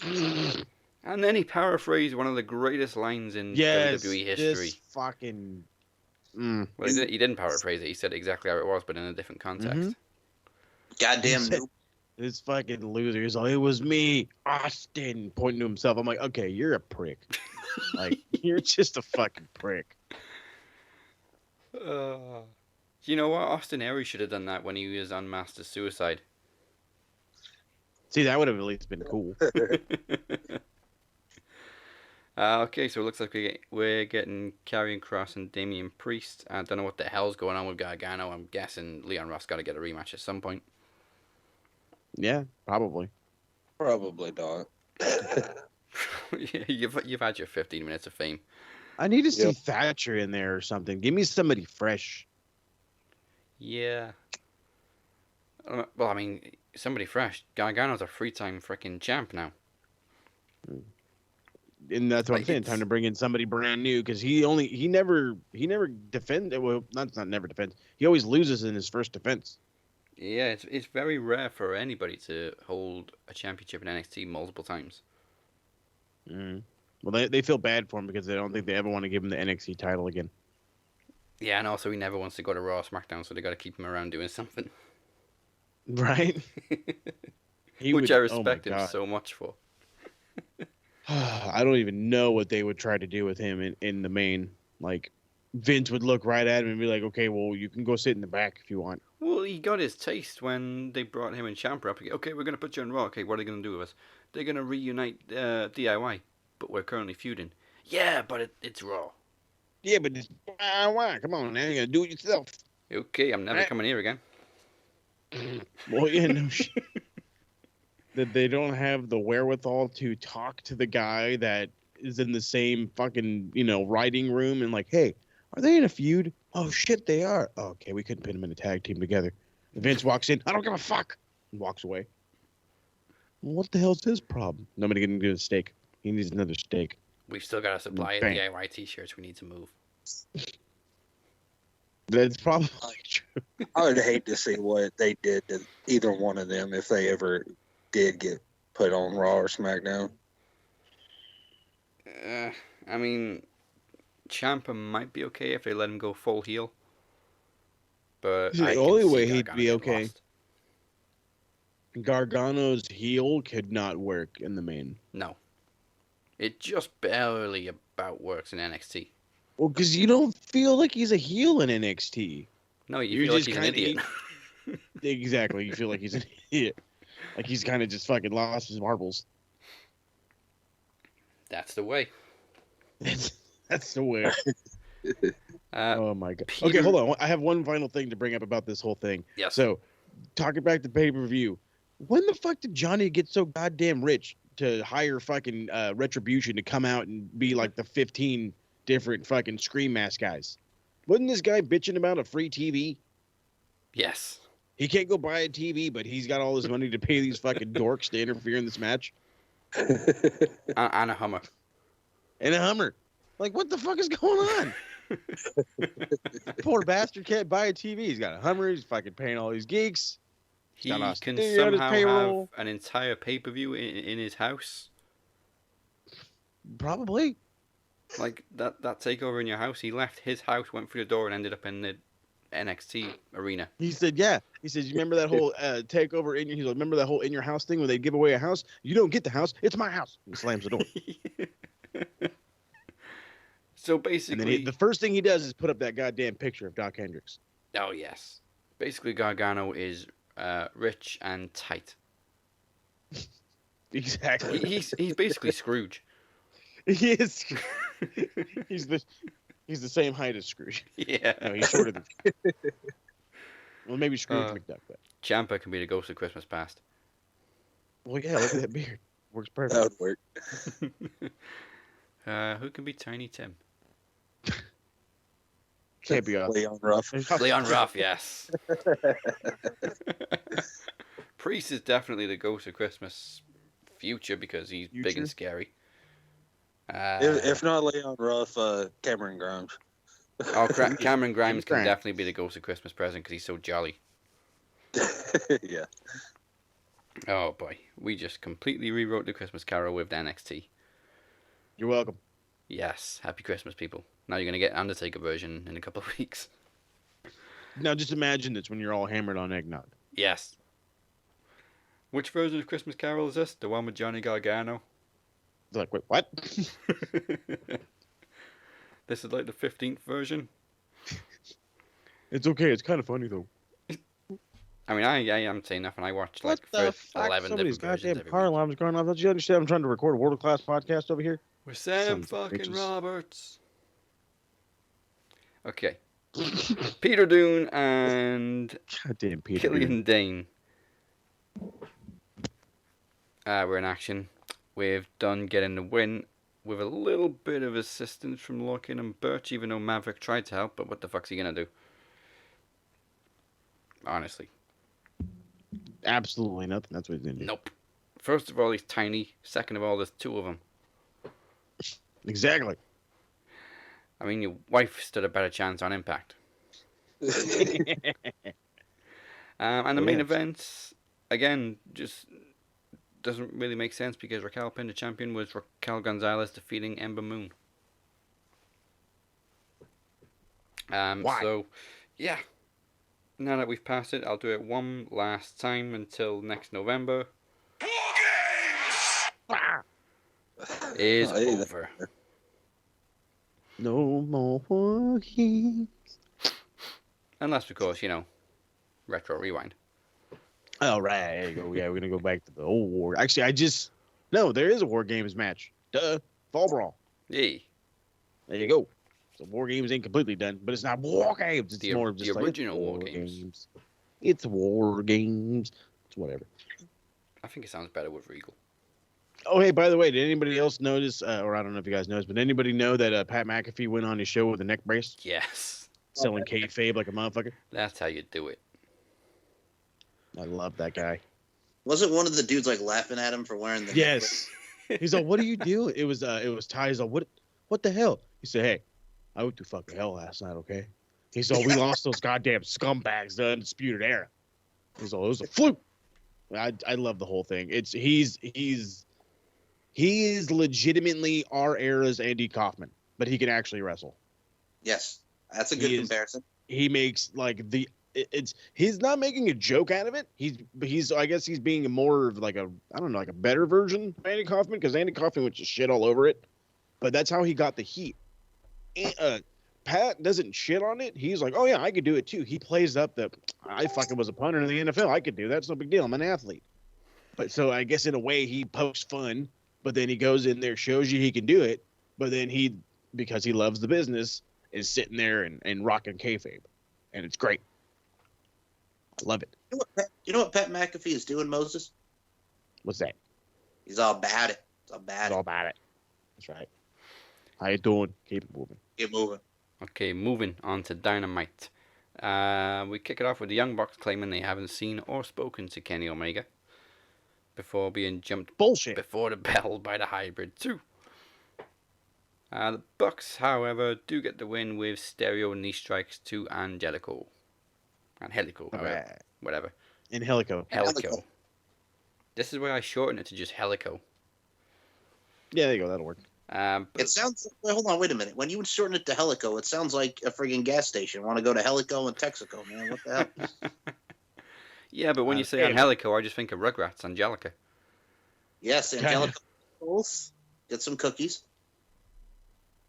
Cookies for Cynthia. Did you know? Well, hold on. Before you see, you're not gonna not just say Cynthia, and not just gonna say Cynthia. She's a really cool dancer. Cynthia, move it to the groove now. Ain't that right? Does it dangerously? Nope. Yep. I don't know my pop culture that well. You're welcome. Okay, next segment we saw Cody and Sting come face to face as Aaron Anderson and Tony Schiavone leave the ring. Sting does say he's not in AEW for Cody, at least not yet. But he plans on being around for a long time, as Darby looks on. I kind of get the feeling that they didn't really know what they were going to do with Sting, and he was just kind of making it up as he went along. I have that funny feeling too. Yeah, They're like, you know what? That's Just go out there and exactly just tease a what it bunch of feels shit. That is exactly what it feels like. So he goes out there and he looks at Arn, and Arn looks at him, and I'm just like, oh yeah, you guys got all the history. Yeah. He's like, well, I know what I'm gonna do. I'm gonna get the hell out of here. He heads to the back, and then of course Schiavone, like a fucking 12-year-old Mark, and me in my kitchen at the same time. It's Sting. It was great. And then he's like, gave him a big old hug, and he walked away. And then of course Cody and him tried to be the badass, like, I don't care that you're Sting and you were my childhood hero. Fuck you. You're on my show. And then he still gave him a hug anyway. Yeah, there was a little bit of tension there between Cody and Sting. Well, yeah. Have you seen some of the stuff that him and that Dusty and Sting have done to each other? Yeah. Come on now. But still, Sting is Sting. After the segment, Team Taz said some shit again. Whatever. I fucking love Team Taz. I don't know what the fuck he said. Every time I look at Hobbs and Cage, I'm just like, that's a group of beefcake right there. I don't know what's happened. Every time they speak, I frick don't shit care. ass. I think it's because every time they speak, they just complain. Yeah, he's all complaints. I love how Ricky was bringing up you see this your star student Hook. I'm like, was he really a star student though? Like, because I didn't fucking hear shit about him. Oh yeah. And then he's like, he's training with the dojo, and I'm like, what? And then of course there's Ricky's fashion sense, which is even more off-putting. And I'm like, so you're gonna teach this fucker how to dress, and you're gonna have this giant fucker teach him how to do high flying shit, and you're gonna teach this other big fat, or not big fat, you're gonna teach this other gigantic guy. He's gonna teach him what? How to not be gigantic? Well, like, what is Hobbs gonna teach him? I mean, when Taz would train at the old ECW, the House of Hardcore, and now we got the Team Vision Dojo. I mean, you're under the great tutelage, but I also look at it from a stance of it's just like you guys mentioned, they complain, and I know my main man Dazzy Dangerously over here does not like the shoes with no socks look still. So whatever. Who does? Don Johnson. Fucking redonkulous. Redonk. I do like the tag team of Varsity Blondes, Jungle Boy and Pillman Jr. Varsity Blondes. Blondes. Oh my lord. However, they came up a little bit short. Hey, Daz, I'm going to ask you, what was the Varsity Club? The what? What was the Varsity Club? Pass. Oh, Pass? was that Rick's group? And Rick Steiner. My God, you don't know the Varsity Club? Rick Steiner, Mike Rotunda. Oh yeah. Rick Steiner, Mike Rotunda, and they were coached by, are you ready for this? Goddamn Kevin Sullivan, because amateur wrestlers need a fucking demon worshiper to coach them, apparently. I don't get it, but it's hilarious. And then, of course, we got the Hollywood Blonde reference because Brian Pillman was Hollywood Blonde. But I had no idea that Griff Garrison was an amateur wrestler. At least he better be. Don't be fucking making up shit. Yeah, my WCW history is bland, if any. Well, actually, that's some NWA history. Well, you know what I mean. Okay, my Jimmy Crockett history is There you non-existent. go, Jim Crockett. I was about to say, you pulled a phoenix on that one, man. You said pass. Exactly. He's not here to do it. He definitely would have passed. Pass. I mean, they were in WCW at one point, the weren't they? Varsity Club, I question his title reigns. They did reform in WCW, though, right? I reckon. Not really. Wow. I mean, there was a... No, I'm trying to think. First of all, Moses got so mad at you, like when he got mad at Travis for not knowing William Regal and Dave Taylor were the Blue Bloods. Yeah. The guy did the goddamn show with me, and he fucking reviewed the Blue Bloods. And I'm like, how do you not know the Blue Bloods? That's what I understand. It's like with Daz, he's like, well, fuck, that's like from the 80s. I don't fucking remember that shit. This fucking guy, like, weeks before had watched the shit. Technically, I was right. They did reform for like a month in WCW. Oh, cool. Was it actually Rotunda and Steiner? It was Sullivan, Rotunda, and Steiner at Starrcade. And then they broke up in January. Starrcade what? Well, you know who it's not, thank God? At least it's not when Barry Darsow was Mr. Hole-in-One back in the day, man. Fuck that bullshit. You're going to that, Moses. You get to see Mr. Hole-in-One. I don't want. Well, hey, speaking of WCW gimmicks, Dustin Rhodes defeats 10 before he's offered the role of 7 in Dark Order. I had Harold all day. He's like, hey, wait a minute, isn't that his WCW name? I'm like, yep, fucking sure is. This guy's gonna be pissed. Yeah, we don't talk about 7. You don't talk about that. Well, we do, but he doesn't. Hey, as long as I get to hear "Fear Me" again, I'm okay with that. I hated the gimmick, but I like that part. Fear me.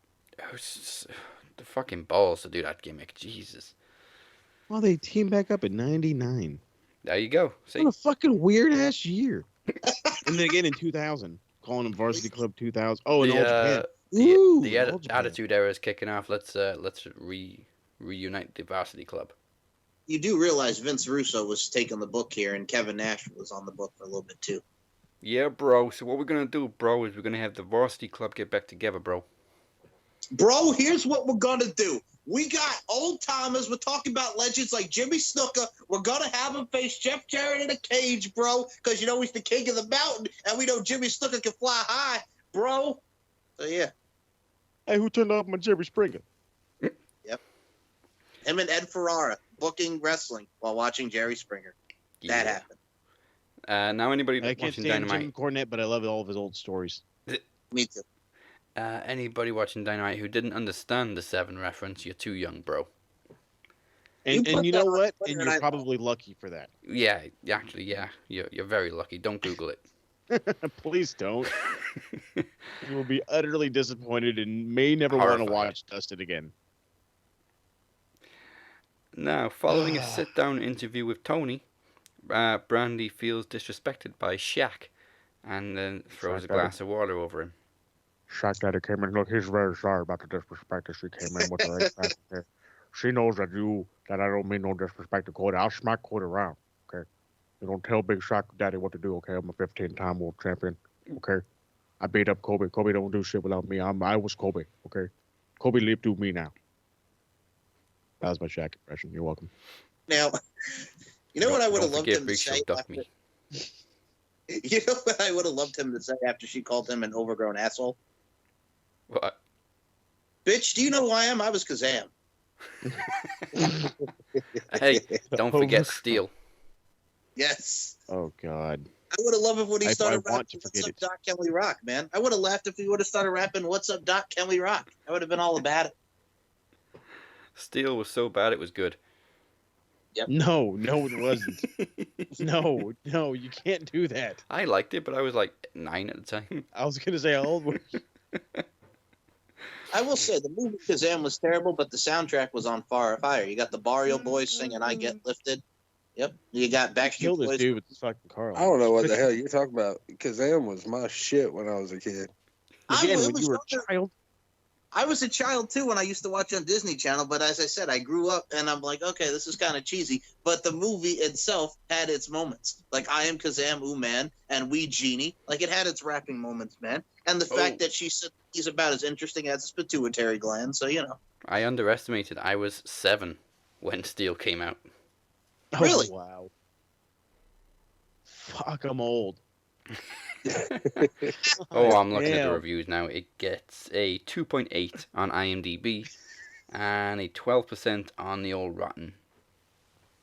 You know what's a really interesting, you know what's a very obscure basketball movie is when Whoopi Goldberg and Frank Langella were in Eddie in '96. It's All the Way Live. You had John Sally up in there. You had Larry Johnson. You had all the basketball players up in there. You had friggin' Rick Fox up in that bitch, friggin' getting all taped up to Drew Hill's Tell Me. Oh, take it back to '96. Woo, woo. Jesus Christ, all Mike did was watch fucking videos as a kid. MTV 24/7. I love you to death, Mike, dude, but I was playing football, baseball, I was wrestling. I was doing shit, man. I didn't watch half these movies. Hey, I mean, man. I've seen a bunch of fucking movies, but not. We also got a connection. Richard Roundtree was in Steel. He's also the badass cool grandpa in Family Reunion, which we just talked about with Tia Mowry. Yep. Tia Mowry. Tia Mowry. Not Mike Lowry, but Tia Mowry. Moving on Dynamite to the ultimatum with the Inner Circle. Ortiz admits MJF has grown on him. Like fungus. Like fungus, yeah. Sammy Guevara decides to shake his hand, but he says, one more thing and I'm out. I'm quitting the Inner Circle. He tells that shit right to Jericho too. And ladies and gentlemen, you're setting up for the ultimate babyface turn. God, I hope people love Sammy, because if you don't, you're going to. Just stay away from Matt. Yeah, fucking far away from this guy, please. Come on, dude. Like the babyface turn is inevitable now for Sammy, and I think the people could get behind him. I think I'm not gonna be the only guy cheering for Sammy as a face. So. Oh no, he's got some fan support. He's just so good at being a heel. Oh no, he's like a perfect prick. Yeah, it's kind of like the best way to be a heel. He's a prick. You don't want to walking around calling yourself the best ever and Mr. Money's Worth without being a prick. Yeah, but he's also insanely talented. That he is. I look at it from a stance as, you know what I'm saying? I look at Sammy Guevara doing what he did, talk about leaving the Inner Circle. He kind of channeled this inner Billy Joel, he was moving out. So I look at it from a stance as well. Like, you got Sammy Guevara from a high-octane aerial assault standpoint. As long as he's away from Chris Jericho, maybe get the dub over Chris Jericho in the match. But Sammy Guevara, it's his time to shine. Sit back, relax, and unwind. Give him the TNT title. Let him go for that championship. Give him a nice little singles run. So I concur with everything Moses Marquez just said. Yeah, buddy. When the brain works, you agree with me, attaboy. Okay. After this, it was Eddie, Andy, and the Blade defeating Phoenix and Lance Archer after Penta is injured very early on in the match. Mm-hmm. After the match, Archer just cleans house. By the way, Penta is legit hurt. Oh yeah, he looked it. Just letting that be known. I don't know what full blown yet. I guess he's got to get an MRI or whatever, but he's legit hurt. He got mollywopped by Andy. That fucker. Who got hurt? Molly. Pentagon. Oh shit. Yeah, that's what I said. And the fucked up thing is he's supposed to be in that AAA thing. Was it Triple Mania? Yeah. Yeah, he's supposed to be in it. Shit. Him and Phoenix. Wait a minute, hold on. You guys do realize that both Triple Mania and Final Resolution fall on the same day? But we can't predict I know that. Fucking Triple Mania. I wouldn't want to predict Triple Mania. Okay, we'll predict it. We could probably get them all right. The refs will figure out who we are and then say, nope, fuck that shit. We're changing it. It'll be like when I got 1 out of 10 on everything. Yeah, it'd be like when I got 1 out of 10 in the first AEW show. I don't fucking know who anybody is, but I'm going for this guy. Yeah, that guy sounds cool. Yeah, Triple Mania takes place on December 12th. It's the same day as Impact. I believe it's also on their Twitch as well. Mm-hmm. Oh, well, Twitch definitely makes the UK's dick itch. Well, yeah. Well, you got here against Laredo Kid. I'm trying to see if I know anybody else. Oh, so Los Lucha Brothers were going to take on Mysticis Jr. and Octagon Jr. and Tejano and Rey Escorpion. Yeah, all right. That's okay. right. Yeah. And then there's also going to be a very special Marvel match where apparently it's going to be guys dressed as Marvel characters. They're supposed to be very well-known guys, apparently Americans. Yeah, that are going Rachno to be doing and the show. Lady Americana versus Terra Purpura and Venanoid. So it's Venom, somebody else against, I think it's like Captain America and I think Spider-Man or something. Yeah, something like that. I'm looking at this right now as we speak. If I had it in front of me, I could tell you, but I don't have the thing. So the women's match on here, you got Fabi Apache, who appeared on Impact when they were in Mexico. You got Lady Shani, you got Chick Tormenta, you got La Hydra, Hades, and Lady Maravilla. That should be a killer. I was about to say, if she was not Lady Maravilla, I'd have her be Lady Madonna, named after the Beatles, but I digress. There you go. Good Ain't that right, Des? Yeah. Yeah. All right, very quickly, there was a brawl backstage between the women as Nyla and Jade, what's her name, attack Red Velvet before Serena and I think Swole intervened. Yeah. Swole's just always making the save these days. First of all, we got to talk about Big Swole, man. Not only is she a heifer, she is a horny son of a gun, man, ready to DTF Alexander. Good Lord. Ever freaking Billy. Good God. Cedric's That's like, why do you think he put a ring on it? Okay. I wonder if Cedric's like, yo, my mom was on Twitter. He's like, I don't give a fuck. First of all, Dassy put some respect on her name. Jade Cargill. I know what her name is. I just prefer calling her Jade. What's her name? Because nobody gives a shit. First of all, Exactly. they all mollywop for Brandy Rhodes again. Yeah. I feel bad what they did to the arm, but they're going to do it again. What did Red Velvet do? Red Velvet? Yeah, why were they beating her up? Because she's friends with Brandy Rhodes. Oh, okay. Yeah. Was this from Brandy Rhodes? Shot of Brandy? Yeah, I don't know, man. Fucking Red Velvet's all up in this bitch, and I'm just like, okay, you're mostly used on Dark, but if you're friends with Brandy Rhodes and y'all are BFFs, you know, sisterhood, heifers, fuck them. Didn't they have like a tag team match together not too long ago? Was it on AEW or was it actually on Dark, Trap? I cannot remember. It was probably Dark. All right, probably yeah. Dark. Oh, yeah, that was another thing with Dustin Rhodes. The Dark Order, they called him the third most important Rhodes. He's like, fuck you. So I was gold dust, bitch. I think it was on Dynamite. Brandy and they Red. went up against, Oh, wait a minute. so, I remember and seeing it, They yeah. went up against Evilise and Diamante, I think. Yes, I remember. Hey, so wait, my question is, who's number 2 in the Rhodes family? Is it Pharaoh or is it Brandy? Oh, it's got to be Pharaoh. Got to be Pharaoh. Hands I mean, down. if Cody didn't have such great mic skills, Pharaoh would be number 1. I mean, it's got to be Pharaoh because the guy he just paid for his knee surgery.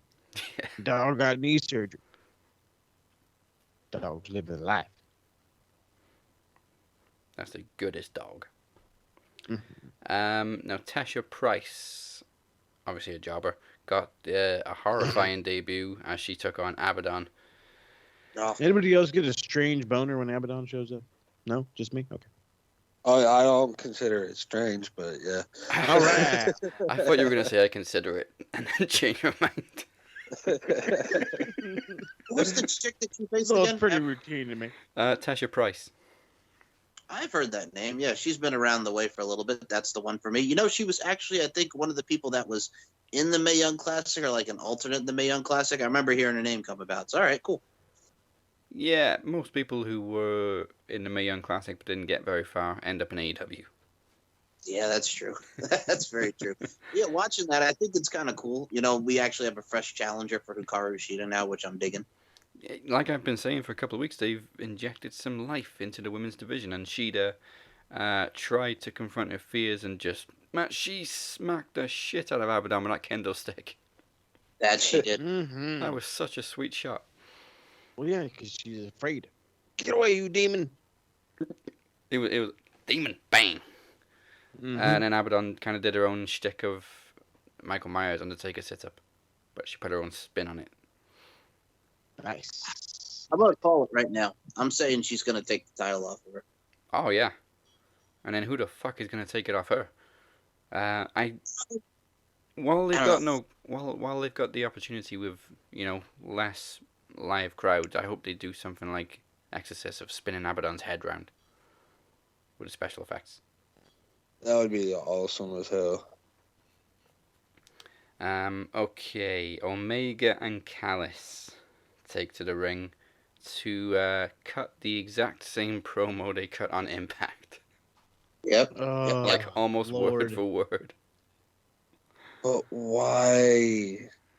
Why? You want to know why? I guess You they really figured wanna not many know people why? saw it on Impact. I mean, they did get a massive No, spike. no. Taz, you're overlooking the whole thing. You want to know why they did this?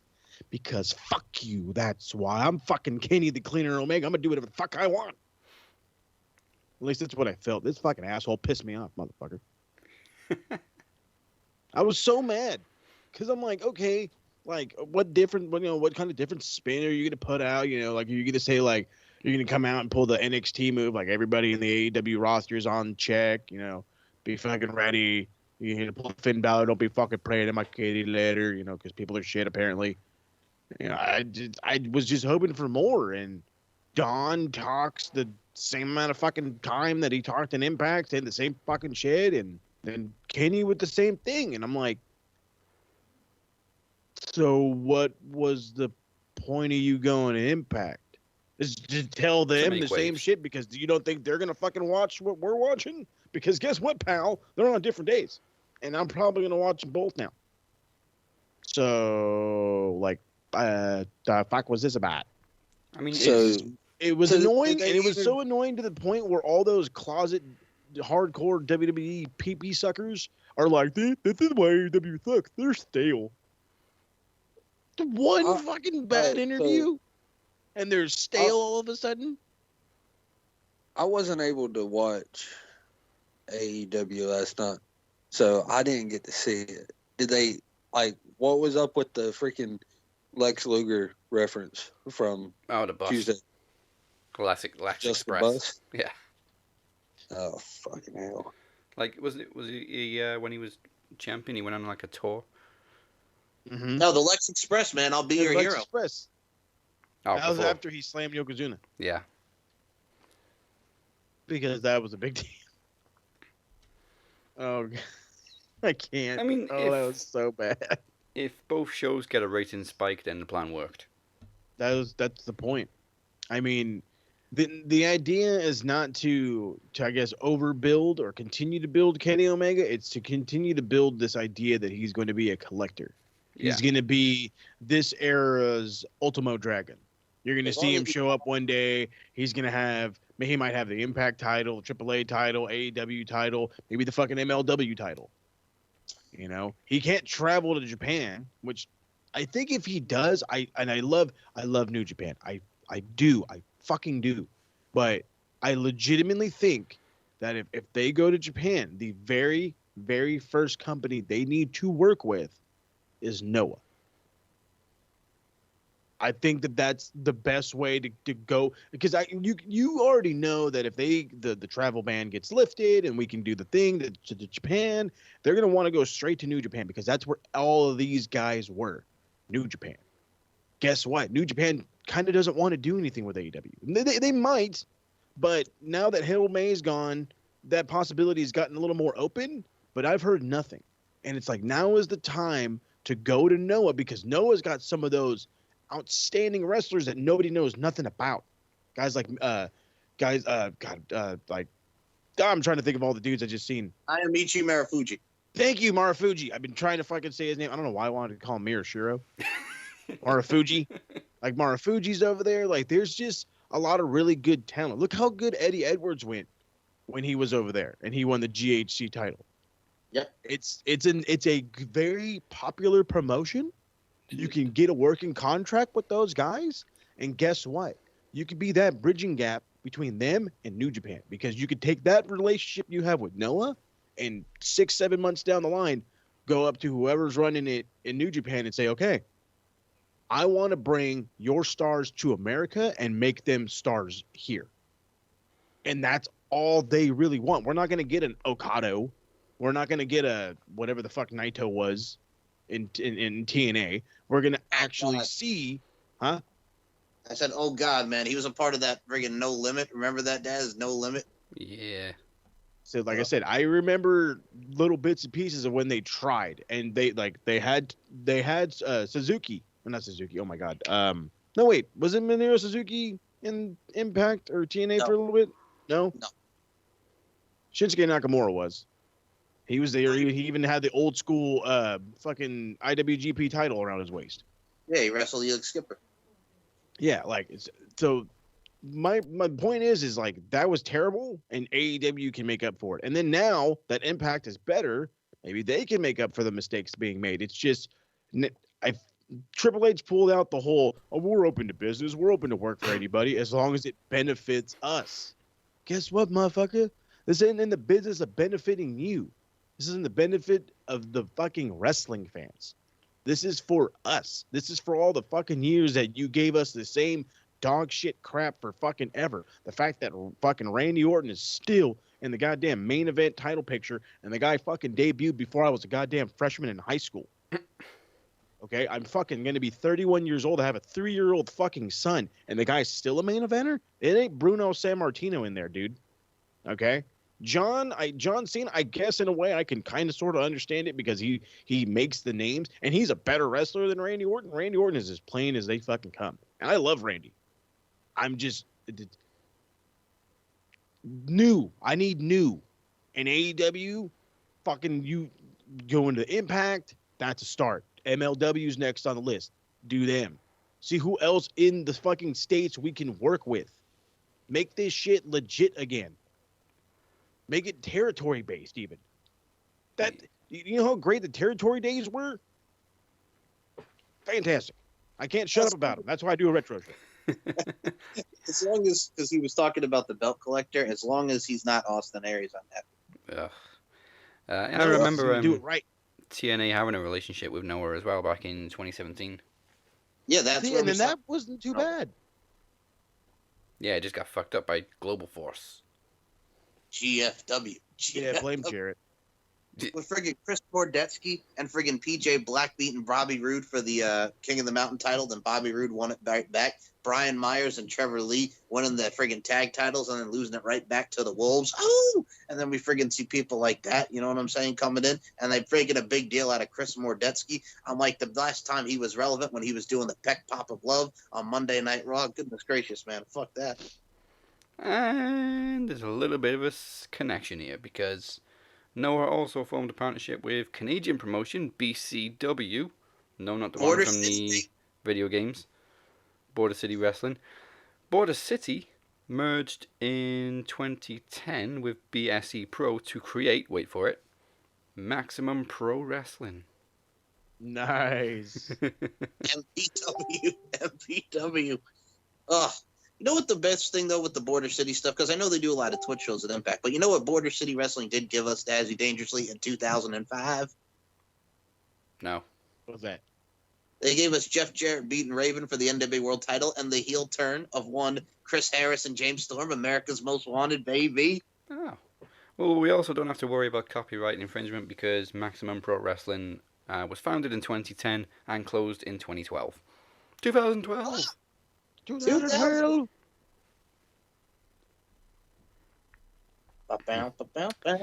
Okay, one last thing on Dynamite. MJF almost gets caught failing to lie, cheat, and steal with Jericho's bat against Orange Cassidy. But it's Miro who blasts Orange Cassidy behind the referee's back to help MJF retain the diamond ring. And then the show ends with Miro beating the shit out of the whole security team. Mm-hmm. One very strange ending for Dynamite. All because he turned off a fucking Xbox. Yes. I still hate him, by the way. I still effing hate him. I don't care. I don't care about Miro. I think he's a zero. Go fucking fuck yourself. Yep. Fuck Miro. Yep. Thank you. All right. Well, okay.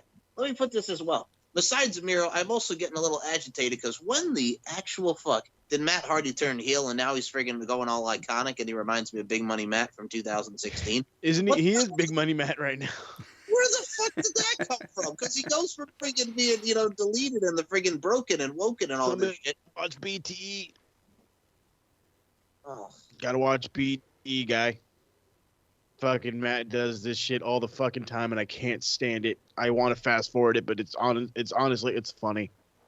Because he'll be standing in there with the young bucks, and he'll be like, you know what? You guys remind me of me and my brother Jeff. And da-da-da-da-da, and some bullshit, and then all of a sudden, Matt or Nick will say something, and then they'll pan to them, and they'll pan back, and then he's woken, and you're fucking or whatever, and then all of a sudden he's fucking counting money, and he's like, you know what? I've made more money in a week than you've done in all your years, or whatever, and throws money in their face and walks away. He's a fucking moron. He should stay on BTE, because that's the only part he's funny.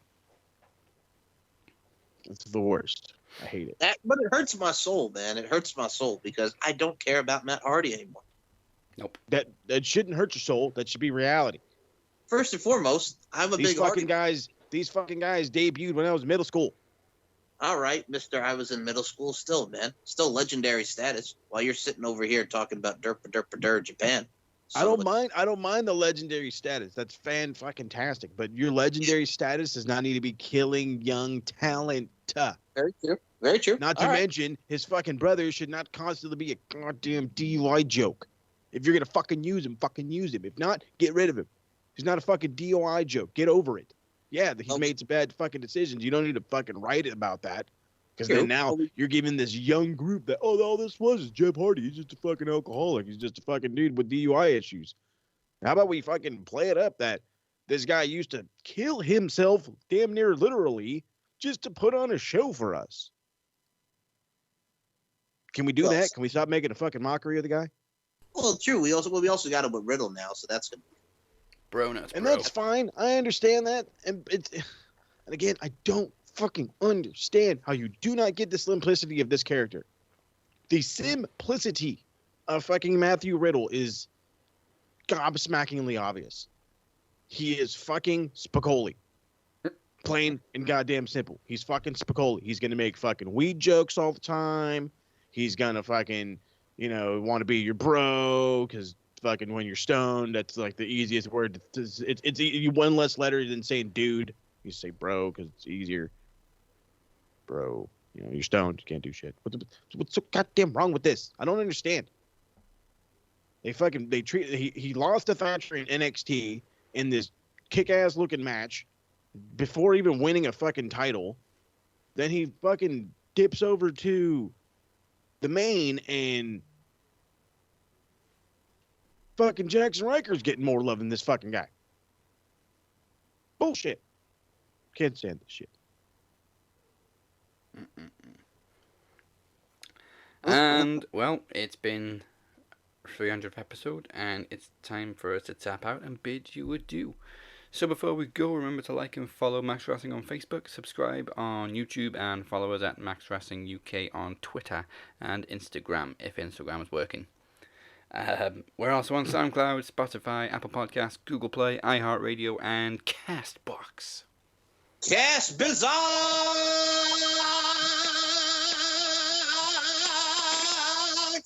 And Anchor.fm. What the hell? And if that wasn't enough, you can find us, as always, on Wrestling with Wrestling. I hope it was enough. Goddamn. Thank you to Andre Corbeil, as always. You can find me at the Captain 512. You can find Travis at Walker_TA92. And Twitch makes Vince's dick itch. So make sure you don't be a wanker and check out Anchor with Moses Marquez. Damn right. So as we said earlier, there's legitimately all kinds of stuff up. Fall Brawl's up. There's a War Games match if you need more War Games in your life.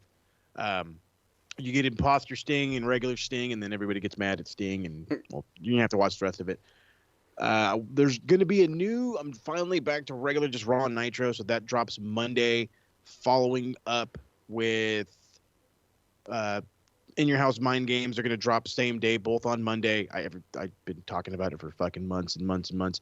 Legitimately, the file got lost, and I hate computers right now for this reason. I had it recorded. I was going to upload it. I'm like, I'll get home. No big deal. I don't know what I did. I have 3 hard drives and one brain, and they did not work that day. So I finally fucking found it, so everything's going to go up in a hurry. So stay tuned for that. Football stuff is going out there.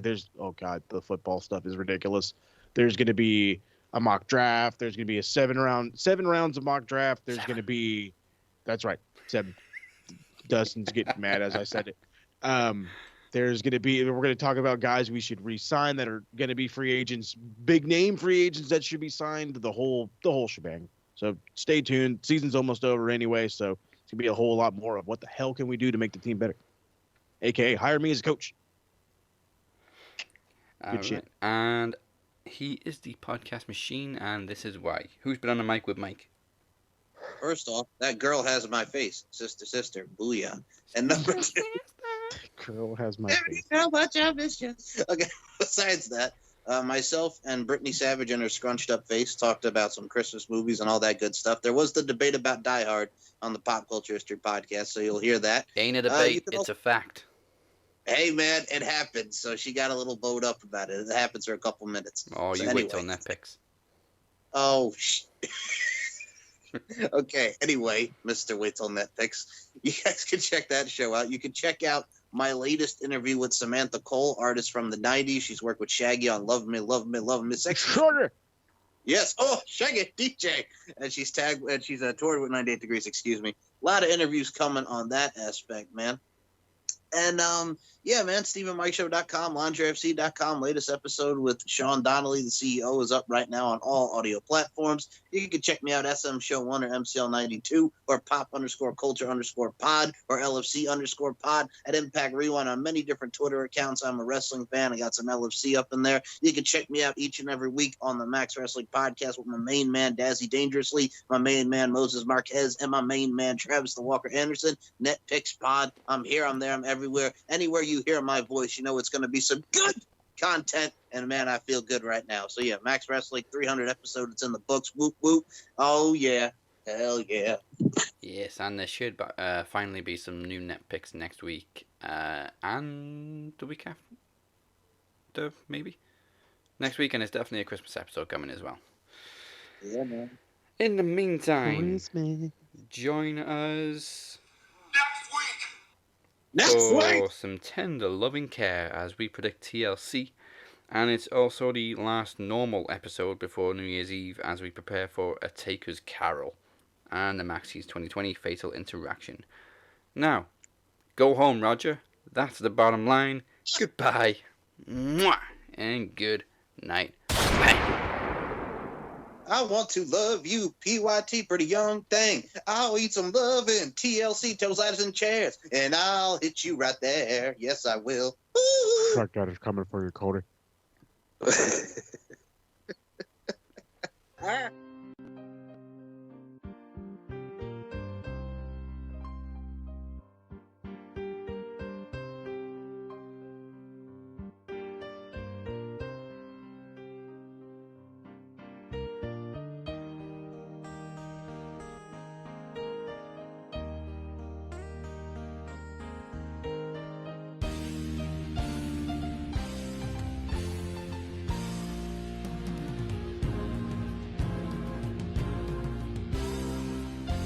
A champion to me is someone who is the measuring stick.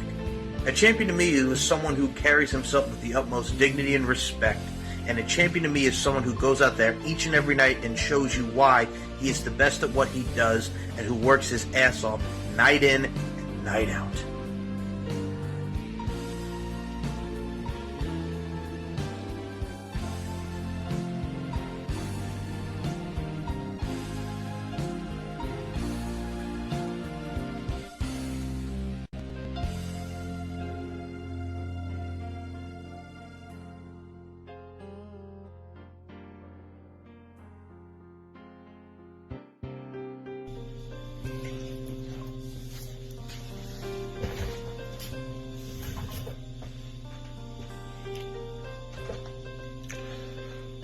So the question at hand,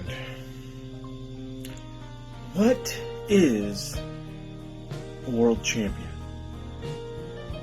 A world champion is a person who holds the top spot in a promotion. They are the face of that company. Many people would recognize the word world champion and immediately think of some of the greats of all time. They would think of the Ric Flairs, the Harley Races, the Bruno Sammartinos, the Kazuchika Okadas, the Kenny Omegas, Tetsuya Naitos. They would think about the John Cenas, the Triple H's, the Stone Colds, and the Rocks of the world. But what truly makes a world's champion? Heart, dedication, drive. These are just a few things that make a true world's champion. Being a champion myself, I fit some of this mold. And one day I might fit that world champion moniker. But for now, there's only one man that we can name world champion. And he has it all. He has the heart, the drive, the determination, the talent, the wherewithal, the ability, and well, plain and simple, just the fucking swagger. This man eats, sleeps, and breathes world championship success. That is what makes a true world champion.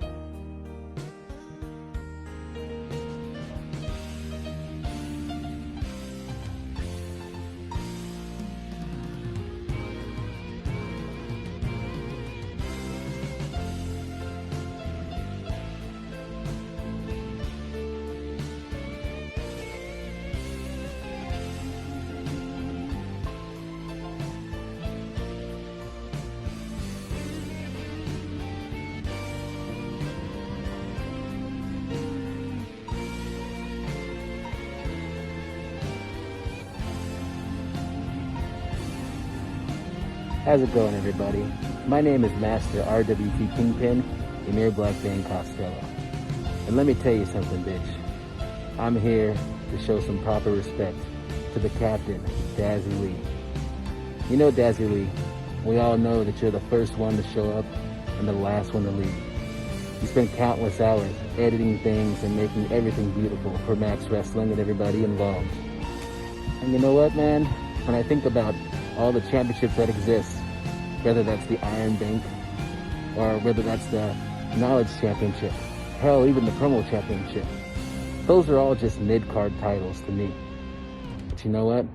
There is a title that's very prestigious, and that's the Max Wrestling World Championship.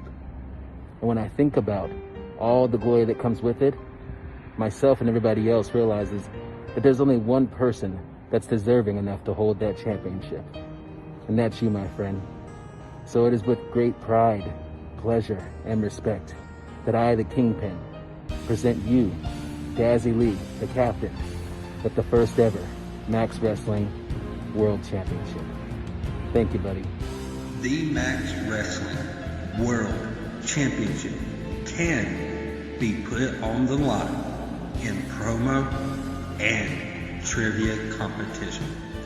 If you think you are worthy to become the face of Max Wrestling, well, then best of luck, because you will have to go to war with the new Max Wrestling World Champion, the Captain, Dazzy fucking Dangerously.